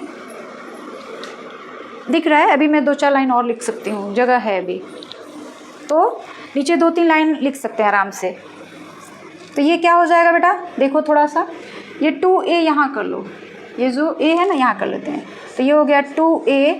ठीक है, और ये क्या हो जाएगा, V plus U V minus U, इसका फॉर्मूला क्या होता है, V square minus U square. तो ये क्या हो गया बेटा, V square minus U square, होगा कि नहीं देख लो पहले। ठीक है, अब इसको हम लोग थोड़ा सा और सिंप्लीफाई कर दें तो क्या हो जाएगा बेटा, S is equal to V square minus U square by 2A, होगा कि नहीं, समझ आया है। बस हमने क्या किया, इन दोनों को मल्टीप्लाई कर दिया है, हो गया। अब यहाँ से ना बेटा क्रॉस मल्टीप्लिकेशन कर दीजिए, इसके नीचे कुछ नहीं है तो 1 है, तो ये इसके साथ और ये 1 इसके साथ, तब ये क्या हो जाएगा बेटा, V square minus U square is equal to 2AS। This is the third equation of motion. यही जो है हमारा, बहुत ज़्यादा थोड़ा सा ना गैप और होना चाहिए था, एक ही में मिक्स हो जा रहा है। थोड़ा सा और नीचे से इसको करते हैं, है ना बेटा। क्रॉस मल्टीप्लिकेशन करेंगे तो क्या हो जाएगा बेटा, 2 2as is equal to v square minus you square, या इसी को हम लोग ऐसे भी लिख सकते हैं बेटा, v square minus you square is equal to 2as। This is the third equation of motion. ठीक है, this is third equation of motion, यही जो है थर्ड इक्वेशन ऑफ मोशन है। ठीक है, तो इस तरीके से हमारे पास 3 इक्वेशन ऑफ मोशंस होते हैं। v बराबर u plus a t, S is equal to u t plus half A T square, and v square minus you square is equal to 2as। तो हमने तीनों का डेरिवेशन बाय ग्राफ मेथड से कर लिया है, जो काफ़ी इंपॉर्टेंट होते हैं। जब भी 9th के पेपर होते हैं उनमें ये तीनों एक साथ तो नहीं, एक जरूर कोई पूछा जाता है, लेकिन तीनों अपने आप में बहुत ही ज़्यादा इंपॉर्टेंट है। और बेटा जो न्यूमेरिकल क्वेश्चंस होते हैं, हम लोग एक मैं अलग से वीडियो बनाऊंगी जिसमें इस चैप्टर के सारे न्यूमेरिकल्स मैं एक जगह कलेक्ट करके आपको सॉल्व करके दूंगी। ठीक है, तो मैं एक ऐसा वीडियो बनाऊंगी जिसमें इस चैप्टर के सारे क्वेश्चंस जो है न्यूमेरिकल टाइप के, जिस तरह के क्वेश्चन पूछे जाते हैं उन सब का डिस्कशन होगा। ठीक है, तो ये जो है हमारा थर्ड इक्वेशन ऑफ मोशन हो गया। तो इस तरीके से यहाँ पे ये कंप्लीट हो गया। आपको समझ आया? कोई दिक्कत नहीं है? आगे बढ़ा जाए अब? तो फिर जल्दी से इसका स्क्रीनशॉट ले लीजिए, फिर हम लोग आगे बढ़े। हो गया? अब हम लोग पढ़ेंगे बेटा बिल्कुल last topic of this chapter number 4 describing motion around us. इस चैप्टर का सबसे लास्ट वाला टॉपिक जो है वो हम लोग डिस्कस करने जा रहे हैं। एंड इस तरीके से आपका chapter number 4 class 9 science NCERT की बुक, उस हिसाब से ये आपका चैप्टर नंबर 4 जो है कंप्लीट हो गया। एक और वीडियो इस पर मैं बनाऊंगी जिसमें सारे टाइप्स के न्यूमेरिकल्स जो होते हैं, जितने हमने ये फार्मूले अभी डिराइव किए हैं, उन पर किस तरह से क्वेश्चंस को सॉल्व किया जाता है, उस पर मैं एक आपको वीडियो प्रोवाइड कराऊंगी। ठीक है, तो चलिए जल्दी से डिस्कस कर लेते हैं लास्ट टॉपिक। और लास्ट टॉपिक जो है वो है यूनिफॉर्म सर्कुलर मोशन। अब ये सर्कुलर मोशन क्या है? स्ट्रेट लीनियर मोशन आपने पढ़ा होगा कि जब कोई ऑब्जेक्ट किसी स्ट्रेट लाइन पे मोशन करती है तो उसका जो मोशन होता है that is called linear motion. अब अगर कोई ऑब्जेक्ट किसी सर्कुलर पाथ पे मोशन कर रही है तो उसको फिर हम लोग यूनिफॉर्म सर्कुलर मोशन कहेंगे। लेकिन वहाँ पे जो स्पीड है ना बेटा वो कांस्टेंट होना चाहिए, यूनिफॉर्म होना चाहिए, तभी उसको हम लोग यूनिफॉर्म सर्कुलर मोशन कहेंगे। वैसे तो सर्कुलर मोशन बस होगा कि जब कोई ऑब्जेक्ट किसी सर्कुलर पाथ के अराउंड या पाथ पर मोशन करती है that is called circular motion. अगर उसका स्पीड कांस्टेंट है that is called uniform circular motion. ठीक है, देखिए, when an object moves in a circular path with uniform speed then its motion is called uniform circular motion. बिल्कुल clear हो गया होगा, कुछ बताने लायक है ही नहीं। In case of uniform circular motion the speed is constant but direction is change. कोई भी अगर सर्कुलर पाथ है तो जब उस पर कोई ऑब्जेक्ट मोशन करती है तो उसका स्पीड जो होता है कांस्टेंट रहता है, but direction is always changed. जो डायरेक्शन होता है वो चेंज होता है, और वो किस तरह से होता है? Tangent to that point. जैसे हम लोग टेंजेंट खींचते हैं ना, उसी के अकॉर्डिंग जो होता है उसका डायरेक्शन। जैसे मान लो ये एक सर्कुलर पाथ है, इस पर कोई मान लीजिए ये हमारा सन है और सन के राउंड जो है अर्थ मूव कर रही है, तो अर्थ यहाँ पे था, फिर यहाँ पे आ गया, फिर यहाँ पे आ गया, फिर यहाँ पे। अब यहाँ से उसका डायरेक्शन चेंज हो रहा है बेटा, इस तरीके से टेंजेंशियली चेंज होता है। इस पर हम लोग टेंजेंट खींचते हैं, हर पॉइंट पे टेंजेंट खींचा जाएगा, तो जो टेंजेंट आप लोग ड्रॉ करेंगे ना उसी के अकॉर्डिंग जो होता है इसका जो डायरेक्शन है वो भी चेंज होता रहता है। ठीक है, तो यूनिफॉर्म सर्कुलर मोशन में यही होता है बेटा कि स्पीड जो होती है, वेलोसिटी जो होती है वो कांस्टेंट रहती है, but direction is always change. ठीक है, उसके बाद to calculate speed of the body in uniform circular motion. Suppose अब मान लीजिए ये कोई सर्कुलर पाथ है जिसपे कोई ऑब्जेक्ट जो है मोशन कर रही है, तो वो यूनिफॉर्म सर्कुलर मोशन कर रही है, तो इसका कहीं ना कहीं सेंटर है, this is called centre, and this is radius, ये जो है आपका रेडियस हो गया। ठीक है, अब क्या करना है? To calculate speed of the body in uniform circular motion. Suppose R radius of the circular path, T time taken by the body to go once round of the circle, V speed of the body in uniform circular motion. अब distance, जब वो कोई object है मान लीजिए यहाँ पर है, वो यहाँ से स्टार्टिंग किया चलना और फिर यहाँ पे आ गया, तो उसका एक राउंड पूरा हो गया। तो एक राउंड पूरा करने में speed travel by the body in once complete round, एक राउंड पूरा करने में जो सर्कुलर पाथ है उसका एक राउंड पूरा करने में जो ऑब्जेक्ट होता है उसका स्पीड कैसा होता है? तो देखिए एक कंप्लीट राउंड अगर लगता है तो डिस्टेंस क्या होता है, उसके सरकमफ्रेंस के बराबर होता है, यानी s is equal to 2πr। Speed is equal to क्या होता है, डिस्टेंस अपॉन टाइम। तो ये डिस्टेंस है बेटा, डिस्टेंस अपॉन टाइम। ये 2πr क्या है, डिस्टेंस है। जो सर्कुलर पाथ है ना, उसको एक राउंड पूरा करने में जितना डिस्टेंस आपने कवर किया that is 2πr, circumference of the circle. और स्पीड निकालना है तो डिस्टेंस अपॉन टाइम। स्पीड निकालना होता है तो जो डिस्टेंस कवर किया गया उस कितने टाइम में कवर किया गया उसको टाइम से डिवाइड कर देते हैं तो हमको स्पीड निकल जाता है। उसके बाद some example of uniform circular motion. पहला, a piece of stone tied to thread and rotated in a circular path. हम लोग क्या करते हैं, एक धागा लेते हैं, उसके एक सिरे पे एक पत्थर बांध देते हैं, उसको ऐसे काफ़ी तेज से घुमाया जाता है, तो वो जो मोशन होता है that is uniform circular motion. दूसरा, मोशन ऑफ मून। अर्थ के चारों ओर मून घूमता है, अर्थ के चारों ओर जो होता है मून घूमता है, तो वो जो है मोशन ऑफ मून जो है that is uniform circular motion. Motion of all artificial satellite, जितने भी आर्टिफिशियल सैटेलाइट्स होते हैं उनका जो मोशन होता है वो यूनिफॉर्म सर्कुलर मोशन होता है। Motion of earth around the sun, जो सन के अराउंड अर्थ मोशन करती है that is also uniform circular motion. The tip of second hand, जो घड़ी में सेकंड की सुई होती है उसका जो टिप होता है वो पूरा गोल गोल घूमती है, तो उसका जो मोशन होता है uniform circular motion. And a cyclist moving uniformly over a circular track, एक साइकिल चलाने वाला इंसान जो है जब सर्कुलर ट्रैक पे मोशन करता है that is also a uniform circular motion, तो वह भी जो है यूनिफॉर्म सर्कुलर मोशन करता है। तो इस तरीके से आपका चैप्टर जो है यहाँ पे ख़त्म हो जाता है। बाकी बचे हुए हैं इसके न्यूमेरिकल क्वेश्चंस, जिसका मैं एक अलग से वीडियो बनाऊंगी और उसमें सारे जितने भी न्यूमेरिकल्स हैं वो सारे के सारे इंक्लूड कर लूँगी, ठीक है। तो आज के वीडियो में बस इतना ही। और वीडियो के लास्ट में जैसा मैं हमेशा कहती हूँ बेटा, वीडियो को जितना ज़्यादा हो सके लाइक करें, शेयर करें। चैनल को अगर आपने अब तक सब्सक्राइब नहीं किया है तो प्लीज़ इसे सब्सक्राइब कर लें, ताकि जो भी वीडियोज़ यहाँ से अपलोड किए जाए उसका नोटिफिकेशन आपको समय से मिल जाया करे। Thanks for watching.